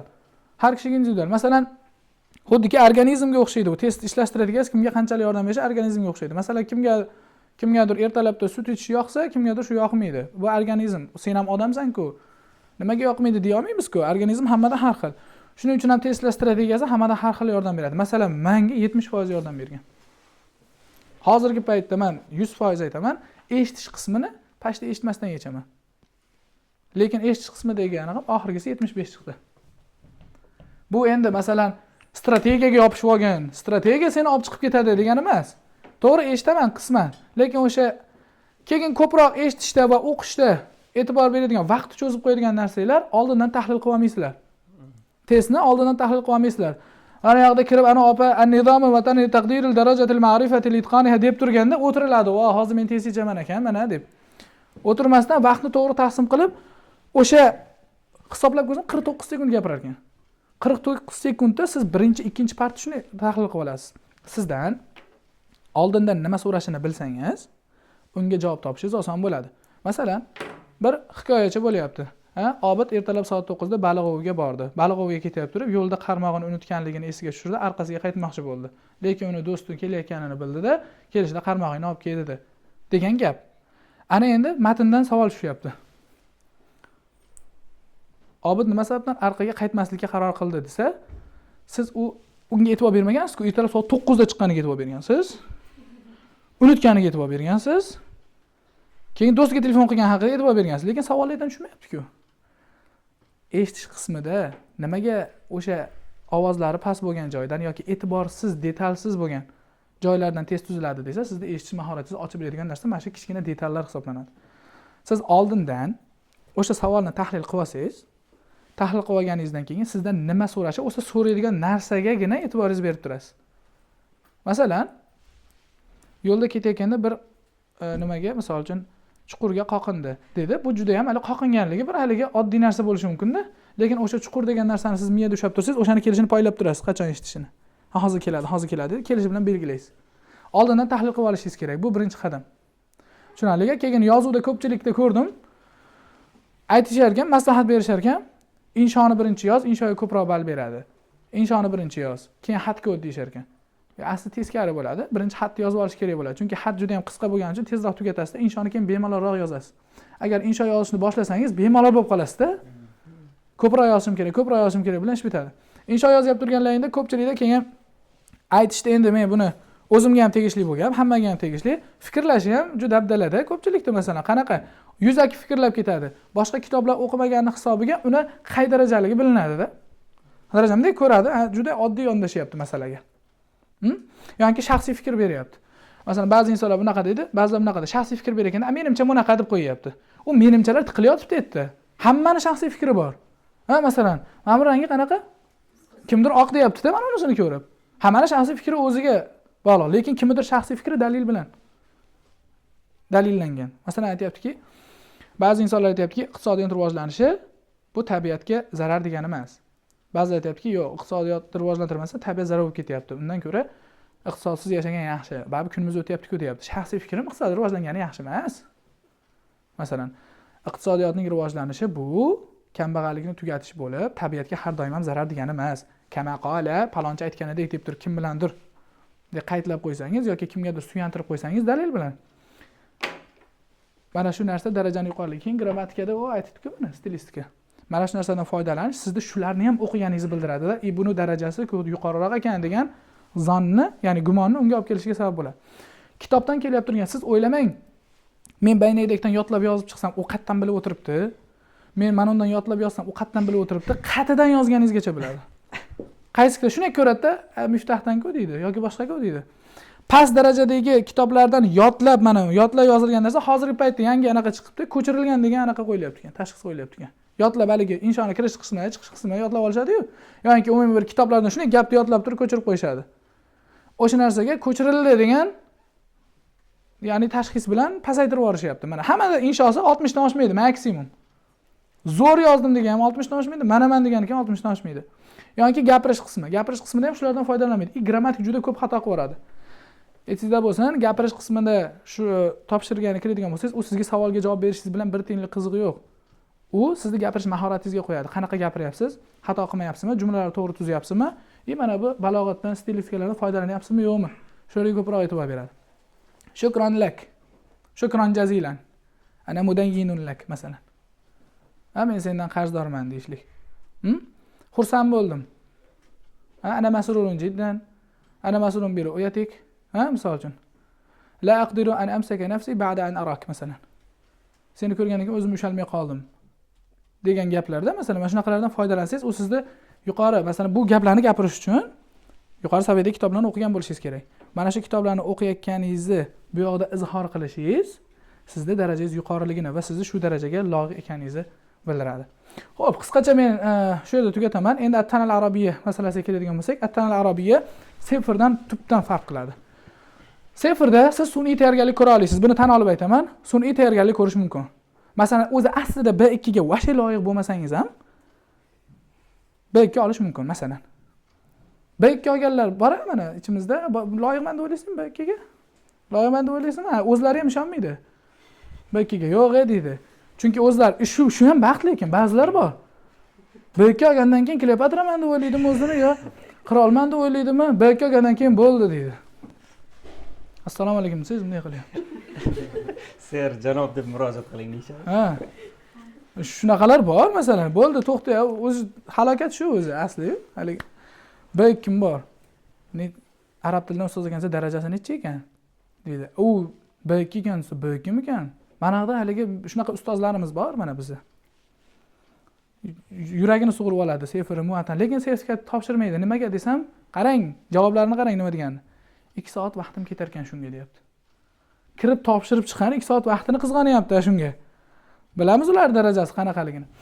Ana endi demak, xo'p, bu narsaga uncha e'tibor beramiz. Ana endi mana shu seferga sun'iy tayyorgarlik ko'rish mumkin degan masalani ochdim. Attanaliga unaqa qilishning iloji yo'q. Sun'iy tayyorgarlik ko'ra olmaysiz. Testda arab tuzgani bilinadi. Arablar ko'proq ma'noga, mag'zga e'tibor beradi.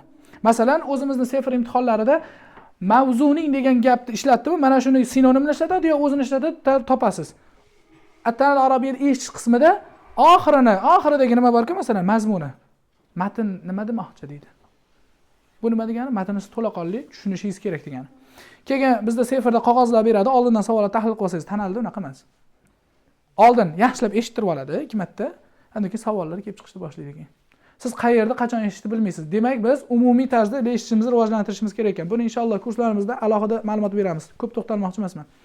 Reading qismida ham shunaqa. Reading qismida ham sizga eng katta xalaqit berilgan narsa vaqt. Masalan, seferda 1 soat vaqt berdi, xohlaganingizcha o'ynab ishlayverasiz.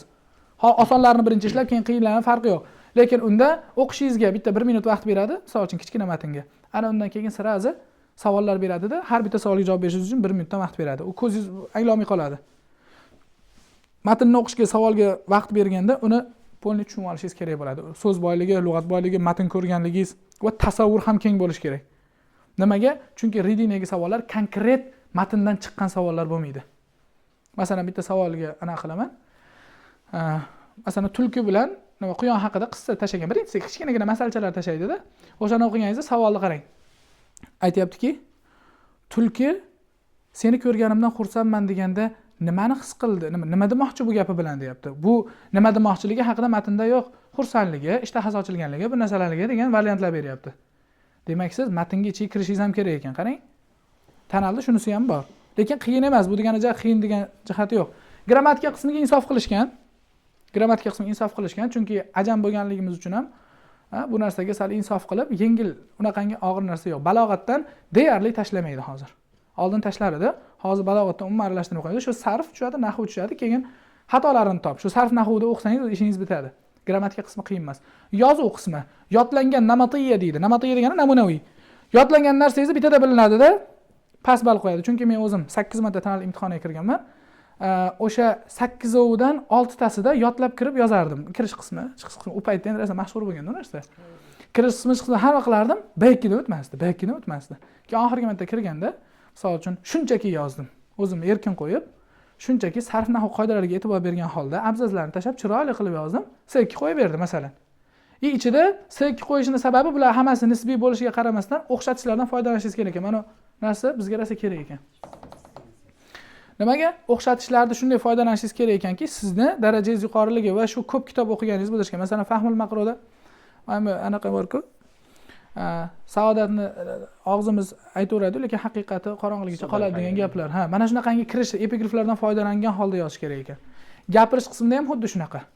Gapirish qismida deyarli mavzular unaqangi o'zgarmaydi. Birinchi savollar masalan o'zing haqingda tanishtir, keyin ko'proq maqol beryapti masalan, o'zlarini madaniyatiga bog'liq bo'lgan maqollar. Qalbim muzladi deganda nimani tushunasan degan maqol masalan. Musibatlar, misol uchun erkakning ko'rkidir degan narsa. Sen buni nima deb tushunasan deyapti. Bu degani arab tilini o'rgan ekan, ularni madaniyati bilan qo'shib o'rganish kerak degani. Seni ko'rganda qalbim muzladi demani. Seni ko'rdim, muzlab qoldi qalbim nima degani biz o'zbek tilida? Yomon ma'noda keladi, to'g'rimi? Misol qo'rquv yoki muzlab qoldim seni ko'rib yoki qalbimga muz kirib ketdi mana shu gapingdan keyin deymiz. Bu degani hali og'ir botdi.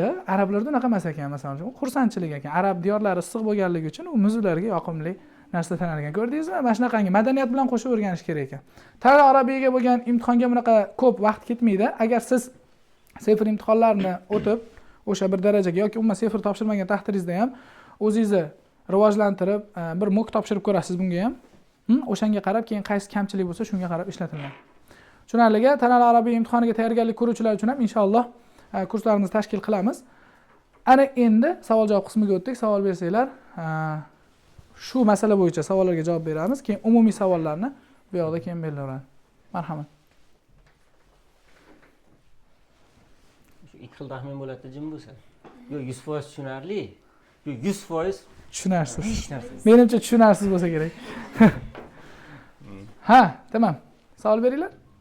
O'zingizlarni qiziqtirgan, mayli shu yerda taalluq bo'lmagan qisqacha bo'lsa ham. Qo'shimcha. Self-study qiladiganlar bormi? O'z o'qiydiganlar. Shunaqa shakllantira olganlar. O'zini mustaqil shunaqa qiladiganlar bormi deyaptilar. O'zi shug'ullanib uyda dars qilib, o'zini nimasi bor? Tuzilmasi, manhaji bor. Borlar uchun bitta zo'r layfhak, balki biladiganlar bordir. O'zi aslida ustozim kerak emas uni bilib olsangiz. Ustoz matn haqida gapirdilar-ku. Matn pilish videosi bilan, audiosi bilan bitta platforma bor. O'shani aytib qo'yayin, mayli. Urushmaysizlar lekin. Mayli. Jazira Jarimasini o'stirib. Kimlar bor? Kimlar eshitgan? Ustoz. Yana kimlar eshitgan? Siz faqat. Jazira Learning Arabic. Google ga Jazira Learning Arabic desangiz, til o'qitish uchun mo'ljallangan arab tili bo'yicha juda katta platforma. Hamma darajadagi shu biz fonetika darajasidan A0 dan C2 gacha olib chiqib beradigan darajalar bor. Nima qilasiz? Oddiy uslub. 4 ta işte. Ustoz siz aytgan narsalar hammasini biz sal boshqacha shaklda o'rganganmiz. Umumiy kengaygan variantni ko'rib oldim. Nima qilardik? Birinchi bosqichda unda tayyor videosi bilan borda. Birinchi bosqich listening uchun u eshitadi arabcha matnda yozadi, diktant qiladi. Ya'ni eshitganini yozadi. Istima shakllanyapti o'zi A1 darajada. Endi eshitgan narsasini tayyor tagida matni bor.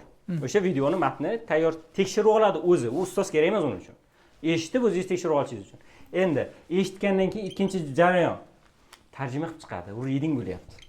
Matnni tahlil qilib tarjima qilib chiqasiz. Oddiy. Plus bizda odatda o'quvchilarda hammasidan o'tirganlar, eshitganlarning juda ko'pchilikda bo'lgan. Biz audio beramiz. Ustozim beradi. Audio beramiz, Audio beradi. Oddiy matnda arabcha o'qiysiz. U tarjimadan tashqari. Tarjimangiz ketdi readingda. Plus 5 tadan 15 ta o'zi aslida 20 tagacha borish kerak. Hozircha dangasalik hisobiga 5 taga tushirganmiz. Odatda 10 ta qilsangiz, u sizniki bo'ladi matn. Xo'p, listening ketdi, reading ketdi. Bizda nimalar qoldi? Speaking, writing. Speaking bilan Writing. writing.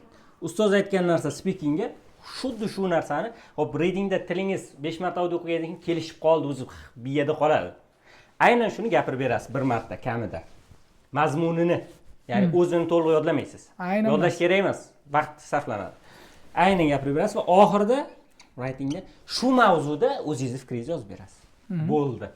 4 ta full eshitida hamma narsa tayyor bo'ldi.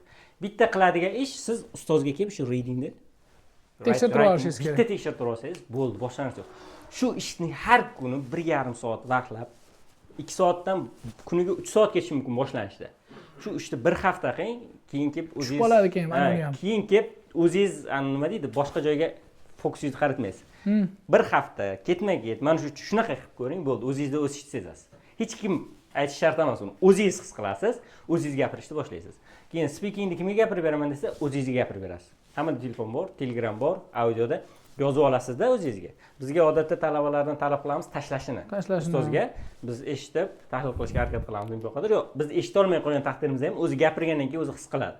Aynan shu 4 ta bosqich bo'lgandan keyin o'zingizga kanal qilganingizdan keyin bu bitta matn orqali sizniki qarang, eshitdingiz, o'qidingiz takror, tarjima qildingiz, gapirib berdingiz, yozyapsiz. Endi uni ichida sizga notanish so'z qolmaydi. Bitta so'zni 4 marta duch kelyapsiz kamida. O'qish jarayonida nechta bo'lyapti? 5 ta, 5 ta bo'lyapti, 6 ta misol. 10 marta. Endi bitta so'zni 10 marta tarjimasi bilan duch kelganingizdan keyin uni esdan chiqarish uchun bitta kuchli qobiliyat kerak. Esdan chiqarish uchun kuchli qobiliyat kerak. Yoki yaxshi udar kerak.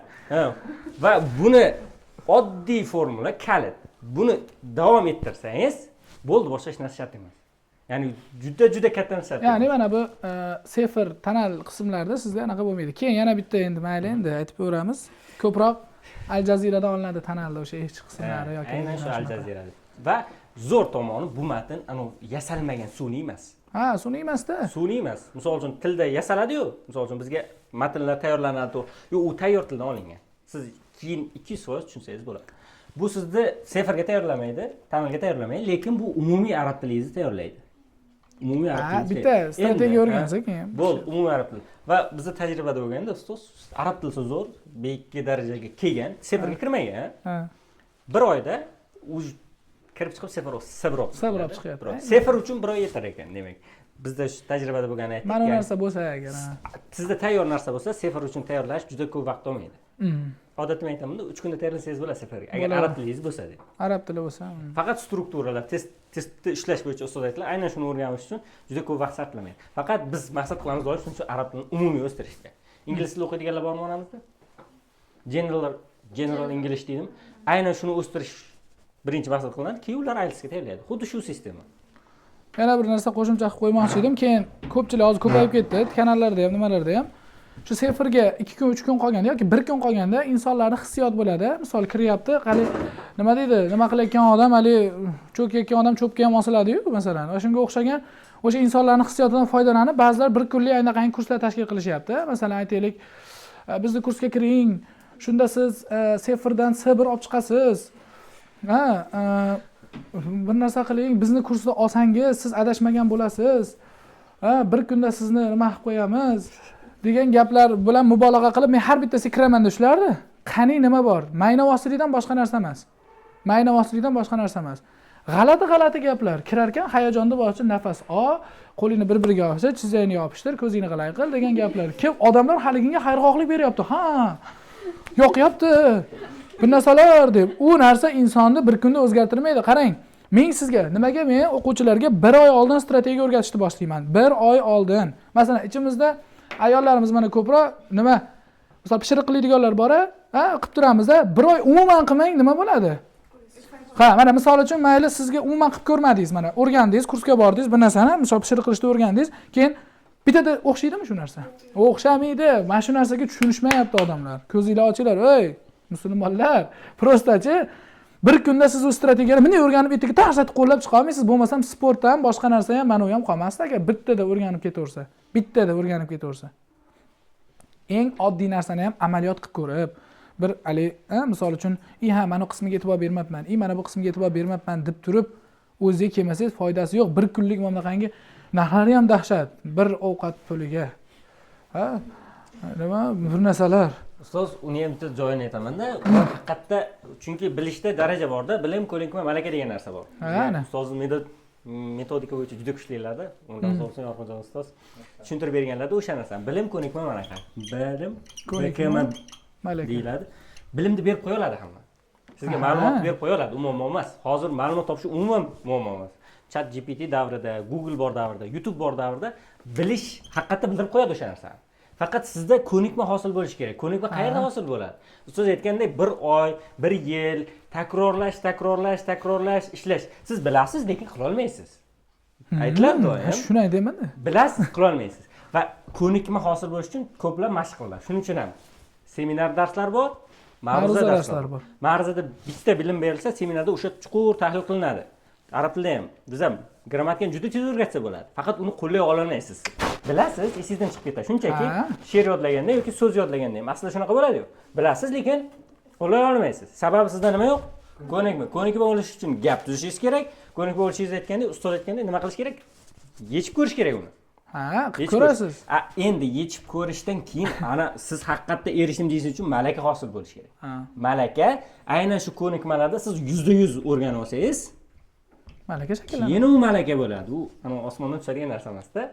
Keyin malaka jarayoni. Va undan keyin boshqalarga ham aytib qo'yaman, mayli aytib. Analiz sintez degan narsa bor.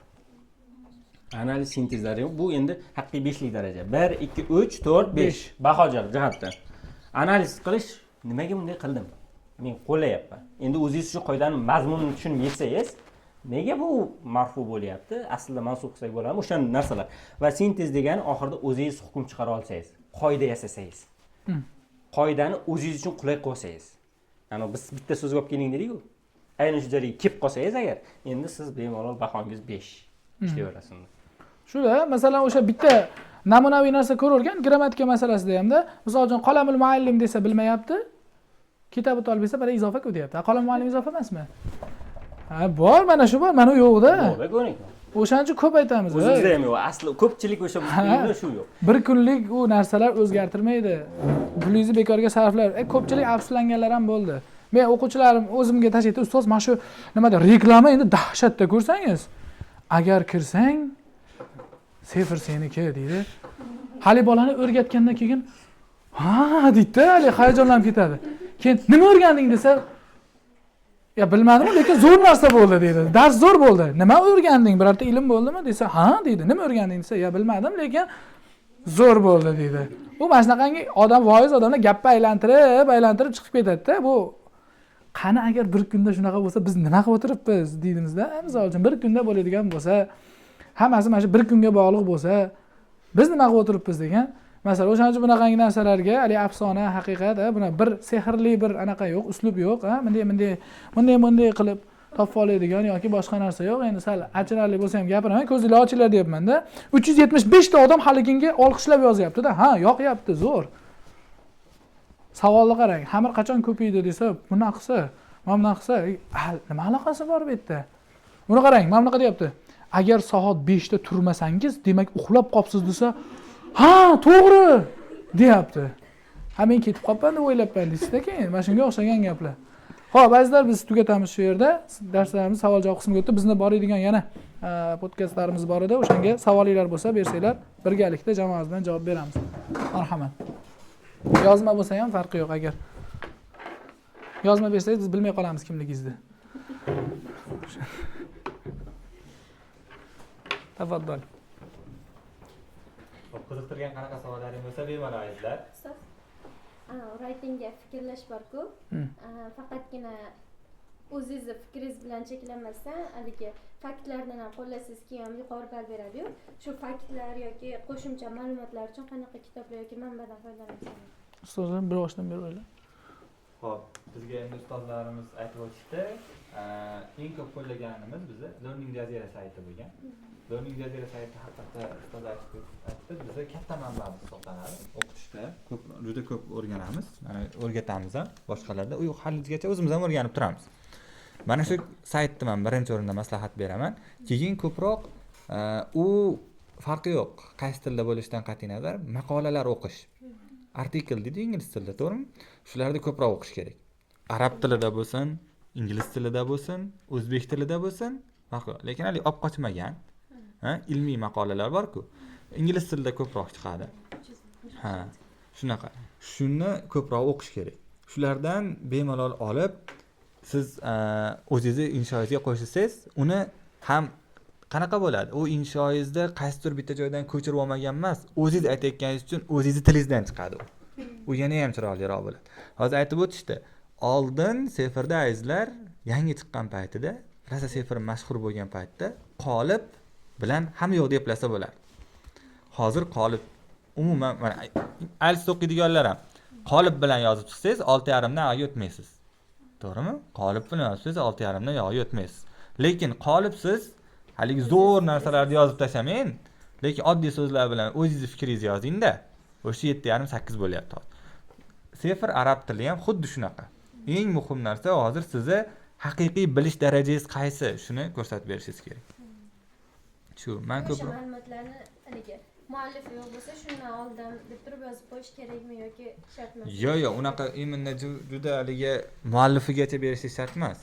Misol mana bu olimlarning gapiga ko'ra yokida bo'lmasa umuman shunday deyilgan ekan. Biz o'qigan ma'lumotlarga ko'ra ko'rasiz, o'zi bu yerda kirish so'z hamda. Yaqululama deb qo'yaverasiz boshida. Kama yaqulun deb boshlab keting.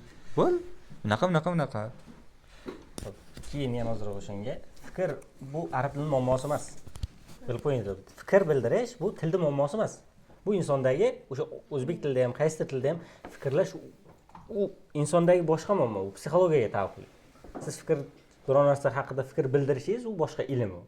U arab tilida muammosi u siz o'zingizda fikr bo'lmasa arab tilini qanday chiqarib bera olasiz? Bizda bitta muammo bor fikrlashda. O'zbekcha fikrlash bilan arabcha fikrlash degan narsa bor-da. Ana shu eng katta muammo qilsangiz bo'ladi, misol uchun. Qanday arabcha fikrlashni shakllantiraman desangiz bo'ladi. Ya'ni o'zbek tilida fikrlashingiz bor, zo'r fikrlaysiz, lekin arabchaga nima qila olmaysiz? Tarjima qila olmaysiz. Chunki miya tarjima qilish kerak, anal sintez qilish kerak, olib borib berish kerak, bu sal qiyin jarayon. Uning uchun arabcha matnlarni to'g'ridan-to'g'ri o'qib tushunishga harakat qilish kerak. Tarjimasi o'qish maslahat beriladi odatda biz ustozlarimiz.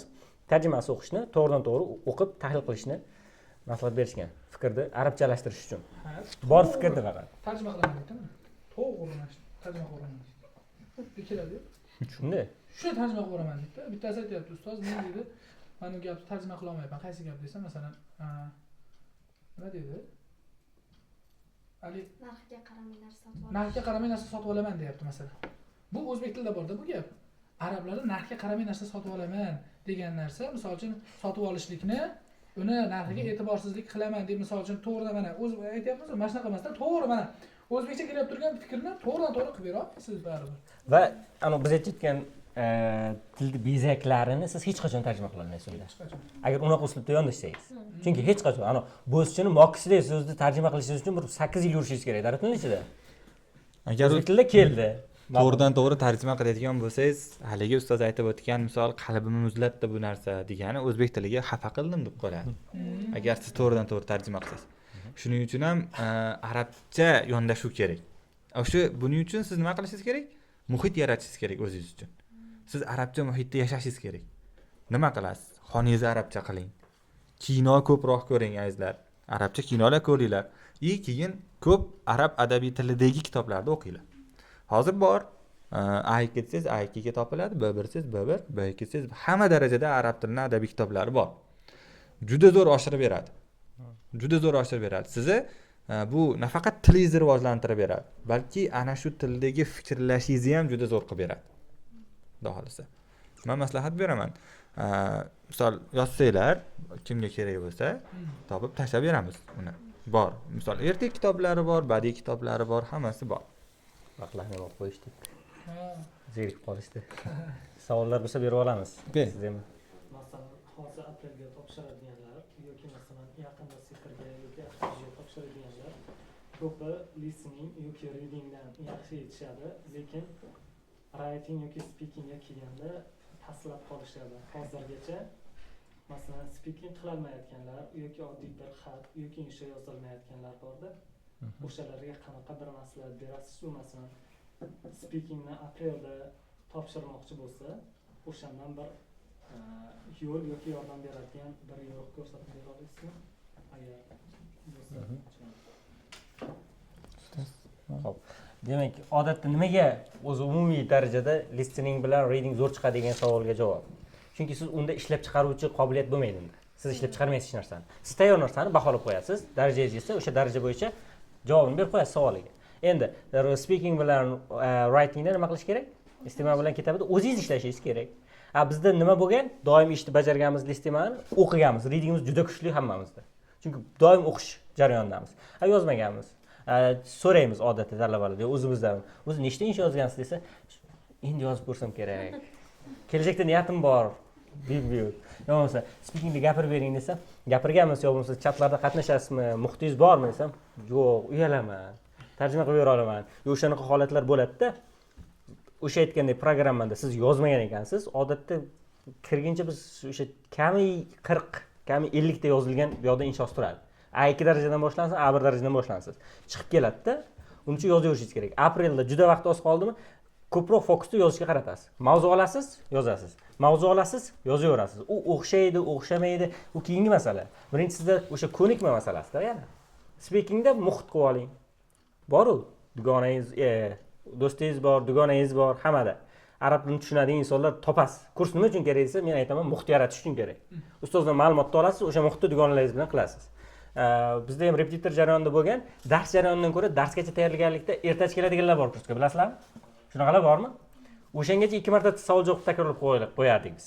O'sha vazifalarni ana shu yerda muhit yaratilgan bo'ladi. O'zingiz ham 2 soat yetmaydi bu yerda. O'zingizda chat qiling, Telegramda chat qiling, suhbatlashing. Choyxona bo'lmasin-da, arabchada bo'lsin, toza muhit bo'lsin. Siz keyin uyalmang.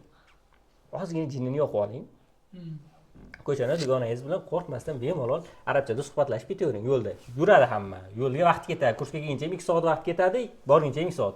Shu 2 soat dugonangiz bo'lmasa o'zingiz gapirib ketavering.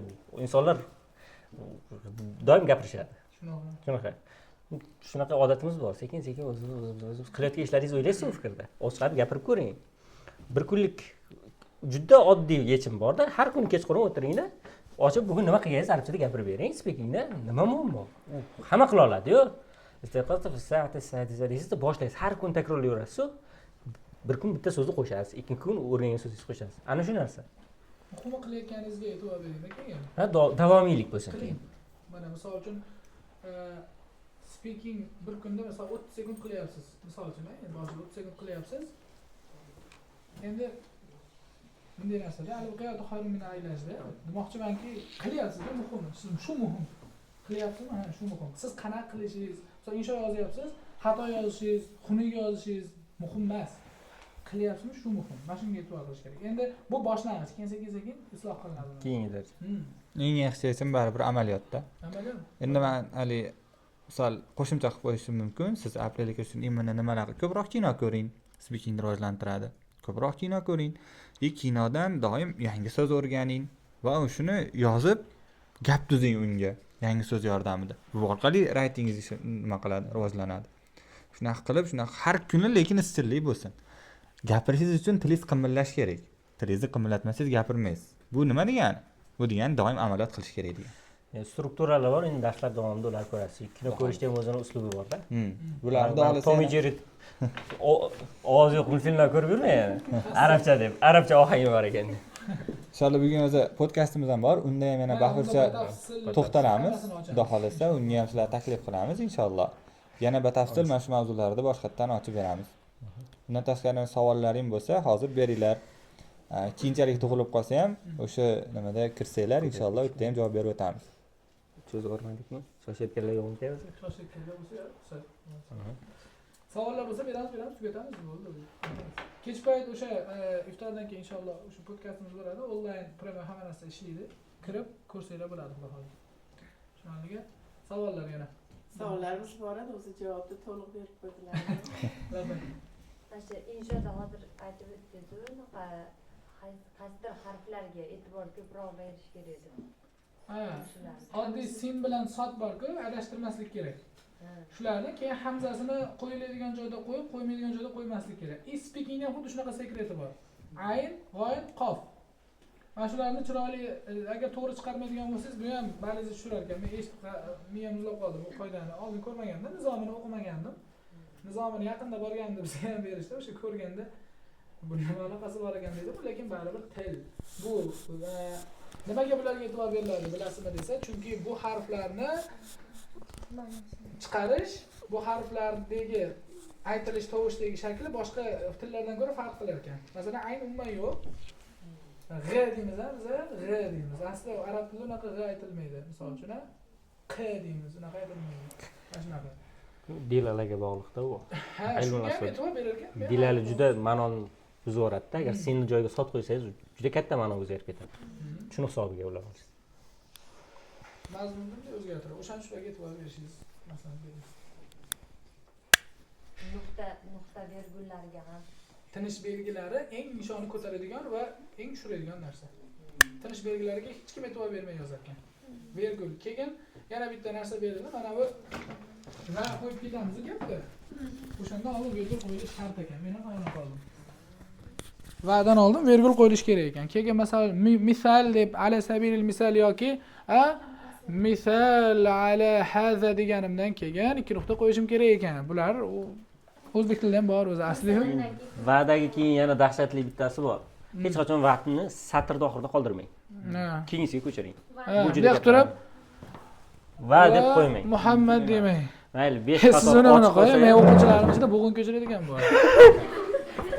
Ja deb turib, mi'atu deb qo'ydi unaqasiga. Ana ekspert nima bo'lib qolgandir o'sha yerda. Bizda ham bo'lgan. Shok deganda jamia deganda. Arab tilida bo'g'in ko'tarilmaydi, buni bilasizlar. Va mana shu va doim bu haligi kompyuterda yozayotganlaringda ham boshqa qilayotgan. Va doim o'zidan keyin kelgan so'z bilan bitta hisoblanadi. Ha, probel bunaqa tashlashadi ekan keyin mana va, mana misol uchun jaa Muhammad va ana Ahmad ekan. Yoki mana sal bo'lmasmi, mana bunday ekan. Bu billa keladi bu. Shuni ham e'tibor berish kerak. Shuning uchun ham bu oxirida qolmaydi degani. Bu va tagida kelayotgan so'zga tegishli degani. Ana Muhammaddan keyin virgul qo'yishimiz kerakmi shu? Ha, shunaqa bo'lar ekan. Men ham bilmasdim buni. Muhammad bunday, keyin va bo'lar ekan. Shunaqa ekan. Uyushib bo'lar ekan qilganingizda. Vani ko'rsa oldin virgul qo'yishimiz kerak. Shunaqa ekan. Masalan, u ichlardan bog'laganda qo'yamiz. Ha, yo, o'zi vasl bilan fasl degan ma'nosi bor bu va'ni. Ha, agar va atf bo'lsa, nima degan ma'no bildiradi?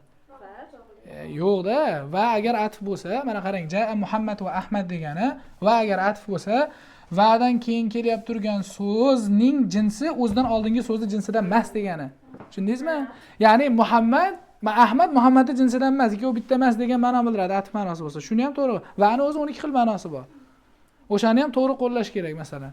Vaul haliyada qo'yib qo'yingiz masalan. Ha? Utlubul ilma va anta fil amal desa misol uchun. Ilm talaqi va sen ishdasan desa ma'no chiqmaydi. Shu virgul gapingiz bo'laveradi-da. Nahotki chuqur bilayotganlar gapingiz umuman boshqaga. Ular ham biladi keyin ma'no qayerga kelyapti. Shularga e'tibor berish kerak baribir. Endi yozuvda faqat yozib bersam, inshoni kirish qismi, keyin ikkita asosiy qism bilan xitom qilib qo'ysam bo'ldi emas. Oldin shunaqa edi, tan olish kerak. Birinchi mana sefr ochilganda kirgan ustozlar mana shular. O'shanda shunaqa edi rostdan. Hozir umuman endi rivojlanyapti-da saviya ham. Keyin odatda doim ham tekshiruvchilarga bahona yuklab qo'yish kerak emas. Siz o'zingiz yozganingiz avval shu haqiqatda borib yuzma-yuz tahlil qilsa, o'sha sizdan yana 10 bal tushadi. O'zingizdan ham 10 bal tushadi. Ha. Chunki talablariga aniq javob bera olmaydi. Ha, nimada bir bola nima qilib yozgan? Apellyatsiya yaqinda Zoomda o'sha ekspertlarning nimasi bo'ldi? Apellyatsiya yozgan bolani qarang, yorib yuborganda apellyatsiyani talab qilaman, qilib bergin, bilasan, inshaalloh bitta ko'rsangiz bor. U qo'ygan balga borib rahmat deyishini men qara deyapti. Mana u menga yozgan o shikoyatni qaradi, o'zlari ham kulib haligini aytayapti. Yozuv dabdala, qo'lda yozmagan. Nuqtalar yo'q. Umuman mana shu narsalarga e'tibor bermagan. Misol uchun tarixiy aniqlik bor. Yo'q, ustozlar detallar haqida gapirdi. Sizlarchi masalan hamma ham misol uchun yozib beraveradi. Misol uchun, ala Muhammad deb yozib beraveradi masalan. Kimdir men nuqta qo'yib qo'yadi. Mana shu xato masalan. Alaga ko'pchilik nuqtaga ilaga ham qo'yar ekan. O'zi alaga bo'lgan, yoy o'zi fatha o'z oldiga fathani ko'tara olmasdan sukun bo'ldi, yoy o'zi sukun o'z oldiga fathaga moyillashib bo'ldi. Agar ala bo'ladigan bo'lsa, bunga yana ye taqdir qiladi. Alayya degan narsa taqdir qiladi. Mana shularga e'tibor berilmayapti. Aynan shu detallar balizni tushirib yuboradi. Detal, ustozlar hammasi detal haqida gapiryapti. Hamma yozib beraveradi zo'r qilib. Lekin qarang, faraz qiling, bitta yozilgan, aytaylik, ikkalasi ham bir xil matn. Bir xil matn. Bittasida harakat bor. Qaysi biri ustun? Harakat bor. Bittasi ikkalasi ham bir xil, mazmuni ham hamma narsa zo'r, lekin bittasini xati chiroyli yozilgan. Ustunlik tomoni bormi? Albatta mana shular hisobga olinadi. Bittasining shaxsiy fikri bor, zo'r, lekin bittasining shaxsiy fikri bor, manbadan tayyorlangan. Farqi bo'ladimi? Bor. Ana shu narsalar sizlarning balilari pasayib shu o'ynashiga sabab bo'ladi. O'sha manbadan tayingani ko'proq bo'ladi. Ha, manbaga tayingani. Chunki u shaxsiy fikri sizni meningiz hech kim emas-da. Mana masalan, sizni shaxsiy fikringiz bir narsani bir narsa qilib belgilamaydi. To'g'ri, muhim rol o'ynashi mumkin.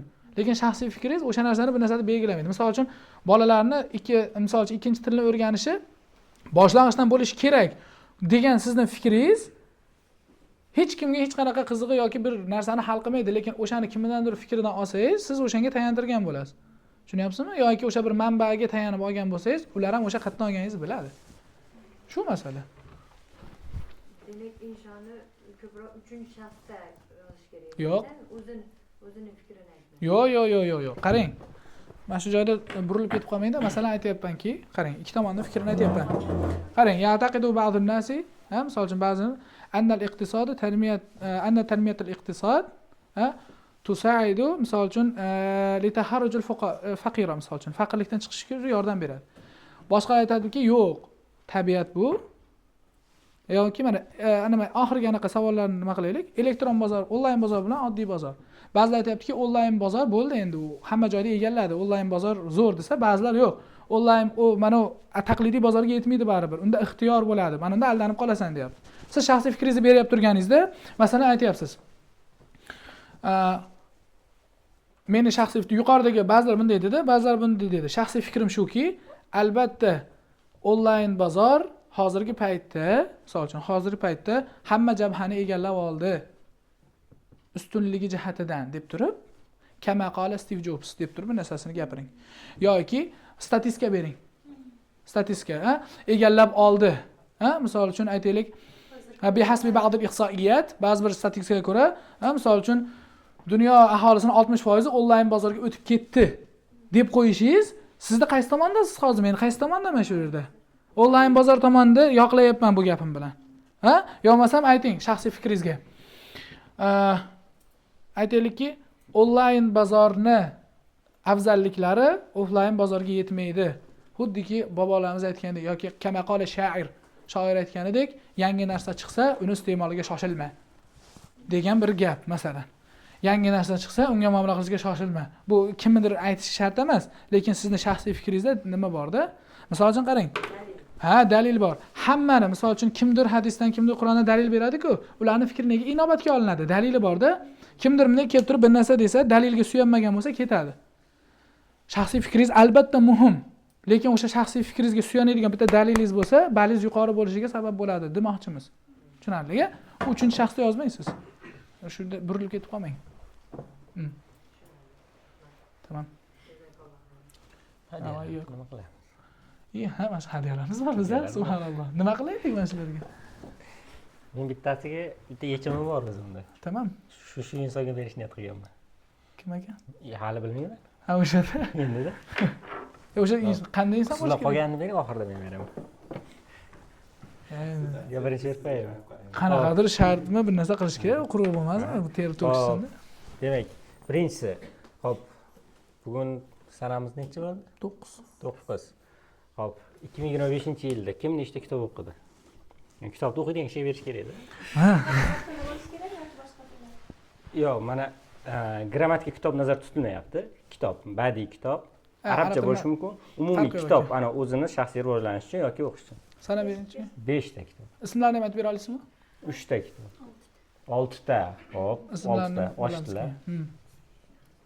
Nechta? 2 ta. Jamil. Hop, bitta kitob o'qiganlar bormi? Bitta. Ikkitalar nechta? 2 kishi. 3 kishi. Eng ko'pi 6 ta bo'ldimi hozir? Yetsalari yo'qmi? Mani kitoblarim ko'p sanog'i yig'ilib tugatgan. Bu ustoz o'ta- qo'yganman.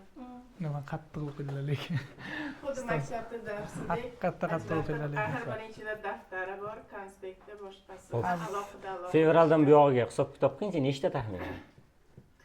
Bir 10 taga Bunday yetadi. ajratganim yo'q. Bor 10 ta, balki undan ham ko'pdir. Hadisam bor, 10 ta deb- nima kitoblarim bor, keyin manhajim o'qiyapman. Har xil kitoblarim bor. Aha. Nechta sizda? Sizda nechta? Ikkitami?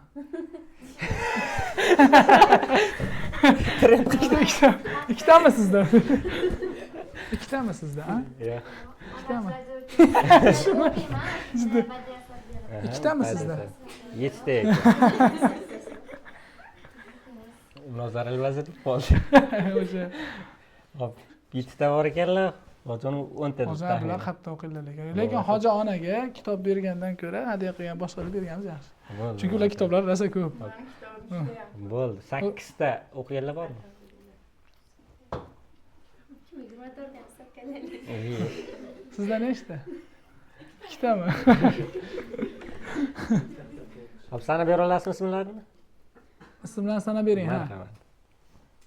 Oltin zangamas, ikki eshik orasida jimjitlik, nurbok soya bor, tushlik yomg'irlar, o'tgan kunlar. Hozir me'morda o'qiyapmiz endi. Keyin otamdan qolgan dalalar. Bo'ldi 8 ta bo'ldi. 8 ta. To'xtang, aytsinchi qolgan. Mehrobdan Mehrobdan chiqib. Mashallah. fevraldan vaqt o'qiyapmiz. Ha,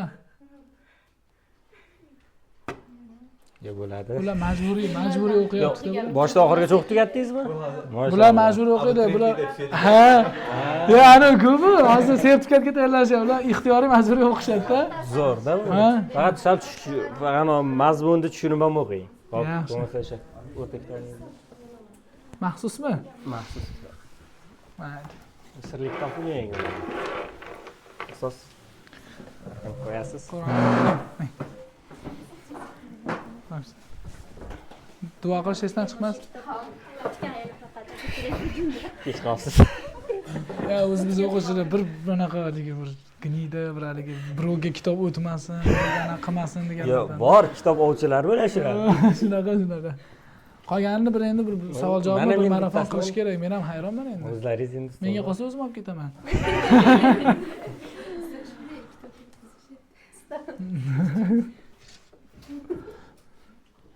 Savolmi bir narsa qilish kerak bularga.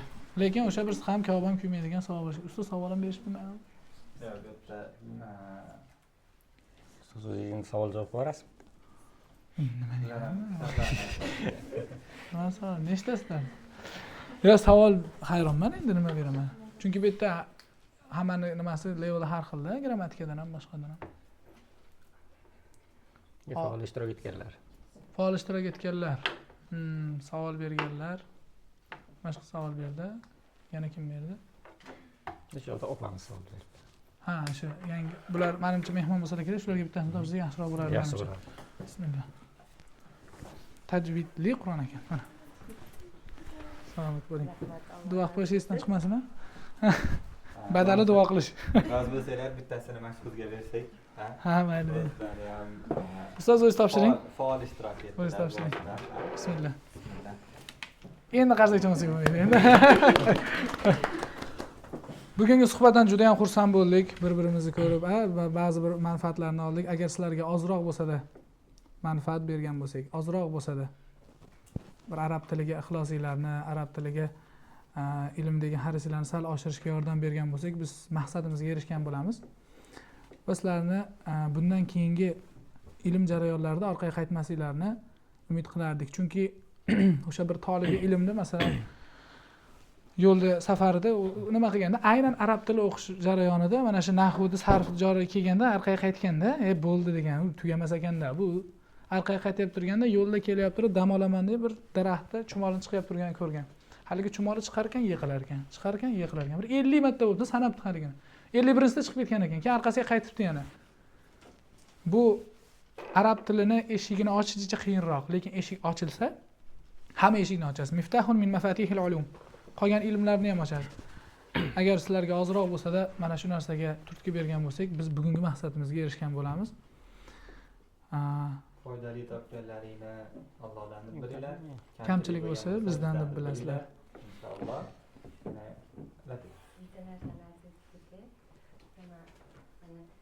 ilm olinmaydi, ilm yuqadi deyiladi. Inson nimani o'rganishni boshlayotgan bo'lsa, ana shu jamiyatga qaysi biri eng kerak, qo'ldan keladigan ishlarni va tahlil qilib turib, o'sha narsani eng kerakligini qilish kerak ekanda. Keyin ilmli odam yana ana shu ilmlilarga aylanib yana qaytib o'sha davraga kirib qolyapti. O'sha davraga tushib qolyapti, o'zi bilmagan holatda. Aytmoqchi edim, men Sirojiddinga qarindoshman. Lekin tasodifan bu jamoa bo'lib qoldingiz. Va Xayrulla ammingizni nevarasi bo'laman. Tanishlar. Va subhanalloh. Lekin men buni hozir umuman bu joylarda o'qigan, ilmli deb bola bilmasdim. Shunga kirib ketgan bu dunyo ilmi ko'proq deb bilardim. Va men ham shu tarzda ketardim. Va yana shu zotga qaytarkan baribir mana shu jamoada ko'rishib turibmiz. Xursandmiz. Vaqtlaringizga rozi bo'lib qo'yasizlar. Keyin eng xavfli ilm nimaligini bilasizlar? Yo'q. Yo'q, xavfli ilm. Fikrim kibr qilish. Kibr ham to'g'ri, xavfli, faqat ilmlarda eng xavflisini kim eshitgan? Eshitganlar bormi? Amal boshqa narsa. U yomon narsa ilm. Amal boshqa narsa. Biz bilganimiz, eshitganimiz, agar xato qilmayotgan bo'lsak, chala o'rganilgan. Har qanday ilmda ham agar siz chala o'rgangan bo'lsangiz, ya'ni yuqmagan. Undan xatarlisi yo'q. Chunki sizda u yo'q bo'lib yo'q emas, bor bo'lib bor emas. Shunisi yo'qmi? Davo qilib qo'ya olmaysiz ham. Agar qo'yib qo'ysangiz, bu sizda yo'q narsa aytayotgan bo'lasiz. Davo qilmasangiz, u yarmini o'rganib qo'ygansiz. Bu haqida. Shuning uchun boshlagandan keyin oxirigacha borish kerak. Har qanday ilm bo'lsin, eng shuning uchun xatarlisi, qo'rqinchlisi chala o'rganilganligi, ya'ni yakuniga yetkazilmaganligi. Ya'ni to'liq o'rganib bo'lmaydi, lekin o'rganishni davom ettirish kerak. Doimiy, ayniqsa arab tilini. Bu tugatib olmaysiz uni. O'zi shu Misrda biz o'qigan paytimizda ustoz Husayn Buxoriy aytgandilar. Ilm 3 qarich. Birinchi qarichi boshlang'ich bo'ladi. O'rtasi o'rta mutavassit bo'ladi, oxiriga hali hech kim yetib bormadi deyiladi. Lekin hozirgi paytda eng ummatni jinoyatchilari kim bilasizlarmi? Ummatni adashtirib turgan jinoyatchilar kimlar? Mana shu ibtidoni tugatmasdan ibtidoni dars berishni boshlashadi. Ustoz aytgan chala deydi, esimga tushib ketdi-da. Chala o'rgan oladida, chala chulpa qilib. Ustoza bo'lishib oladi. Keyin masalan qarang, ba'zi bir narsalarning savoli bo'ladi. Ibtidodagi savol bo'ladi, uni javobi mutawassita yoki oxirgi qadamda bo'ladi. Buni o'qimagan odam bunga qanday javob beradi? Aytadida keyin 1000 yil oldin arablardan qaytsak so'rab olamiz. O'zi shunaqa yozilgan, shunaqa yodlab qo'yaver degan gaplar chiqadi.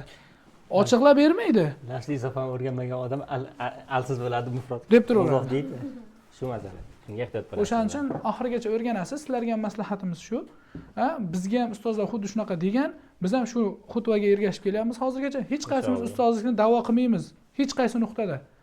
Talibimiz oxirigacha ham shunday bo'ladi. Faqat sizlarga ham o'zimizga hamkasb qarab maslahatlarimizni o'sha ustozlardan olganimizni beryapmiz. Tushunarliga? Inshaalloh. Savollaringizni podkastlarda ko'rasizlar. Bugun shu yerda yakunlaymiz. Ko'rganimizdan juda ham xursandmiz. Haqqinglarga rozi bo'linglar, salomat bo'linglar. Sog' bo'lasiz. O'tirib Hozir. o'zlari chiqib ketaveradi. Xo'p, assalom. Balkondagilarga ham alohida rahmat. Vaqtlarini sarflab. Sizlarga ham rahmat. Savol bor edi. Arab tili o'rganishda asosan nimalarga e'tibor berish kerak debdilar. Inshaalloh bugun podkast bo'ladi. Azizlar, biz anaqa qilamiz. Birgalikda o'shanda ko'rsanglar bo'ladi. Xo'p, Miftahda ham speaking listening qismlarini deyarli e'tiborsiz qoladi. Uyga vazifalarda faqat tarjima vositalar. Xuddi shunaqa. O'shaning uchun ham muammo bo'ladi-da sizda. Demak, ilm o'rganishda ustozi saviyasidan juda muhim o'rin egallagan. Chunki hozir universitetlar. Shunaqa, lekin biz universitetlarda anaqa qilganimiz yo'q, ayb qilganimiz yo'q. Ustozlar. Tarixni muqlobmaymiz. Ya, albatta, tashqarida ham bor o'zi anaqa. Xo'p. Ha, Instagram, Telegramda ham bo'ladi. Ikkala tomonda ham anaqa qilamiz. Aprelda kamida. Hozir tugasin. Xudo xolasa aprelda bosh. Şey, bu qana Qanday saqlaydi? bo'ldi sizlar? Bu qana saqlaydi? Hop, Universitet. ustunchimi? Prямо Saqlang. Instagram jumlalarni tushunadiganlar bor. mana shu prямо saqlab qo'ying galereyaga. Inshaalloh maydan yo iyundan. Yozib olib saqlab qo'yish kerak. Bu aqdan yoqilgan bo'lishi kerak, nastroykadan doimgi istoriya bilan primoylar saqlansinmi degan joyi yoqilgan bo'lishi kerak. Saboylar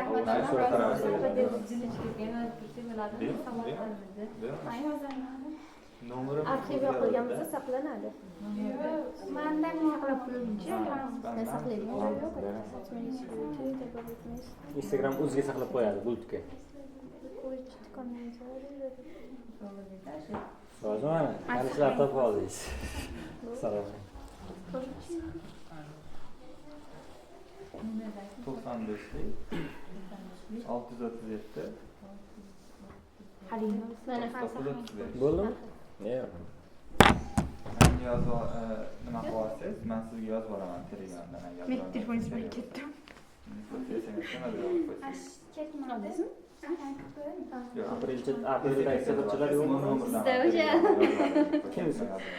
Ruxshana. Ruxshana. Taksi kirmaydiga. Online Onlayn darsdagi. Sanoat kerak dedi. Onlayn deyiladi. Eng qari gruppa. Har bir qo'liga bo'lyapti. Yo, ustozga nima deydi? Yordamchi bo'lib kirish kerak yonidan. Bir o'zlari qiynalib qolyapti. Xohlasa. Tezroq. Yo'q, yo'q, onlayn emas. Mana Dars o'tamiz. Xudo xohlasa. Zo'ri, eng zo'ri o'qituvchiga 80% darsda. Talabaga 20%. Tezroq mana guruhni shakllantirib, ustoz ham she'rga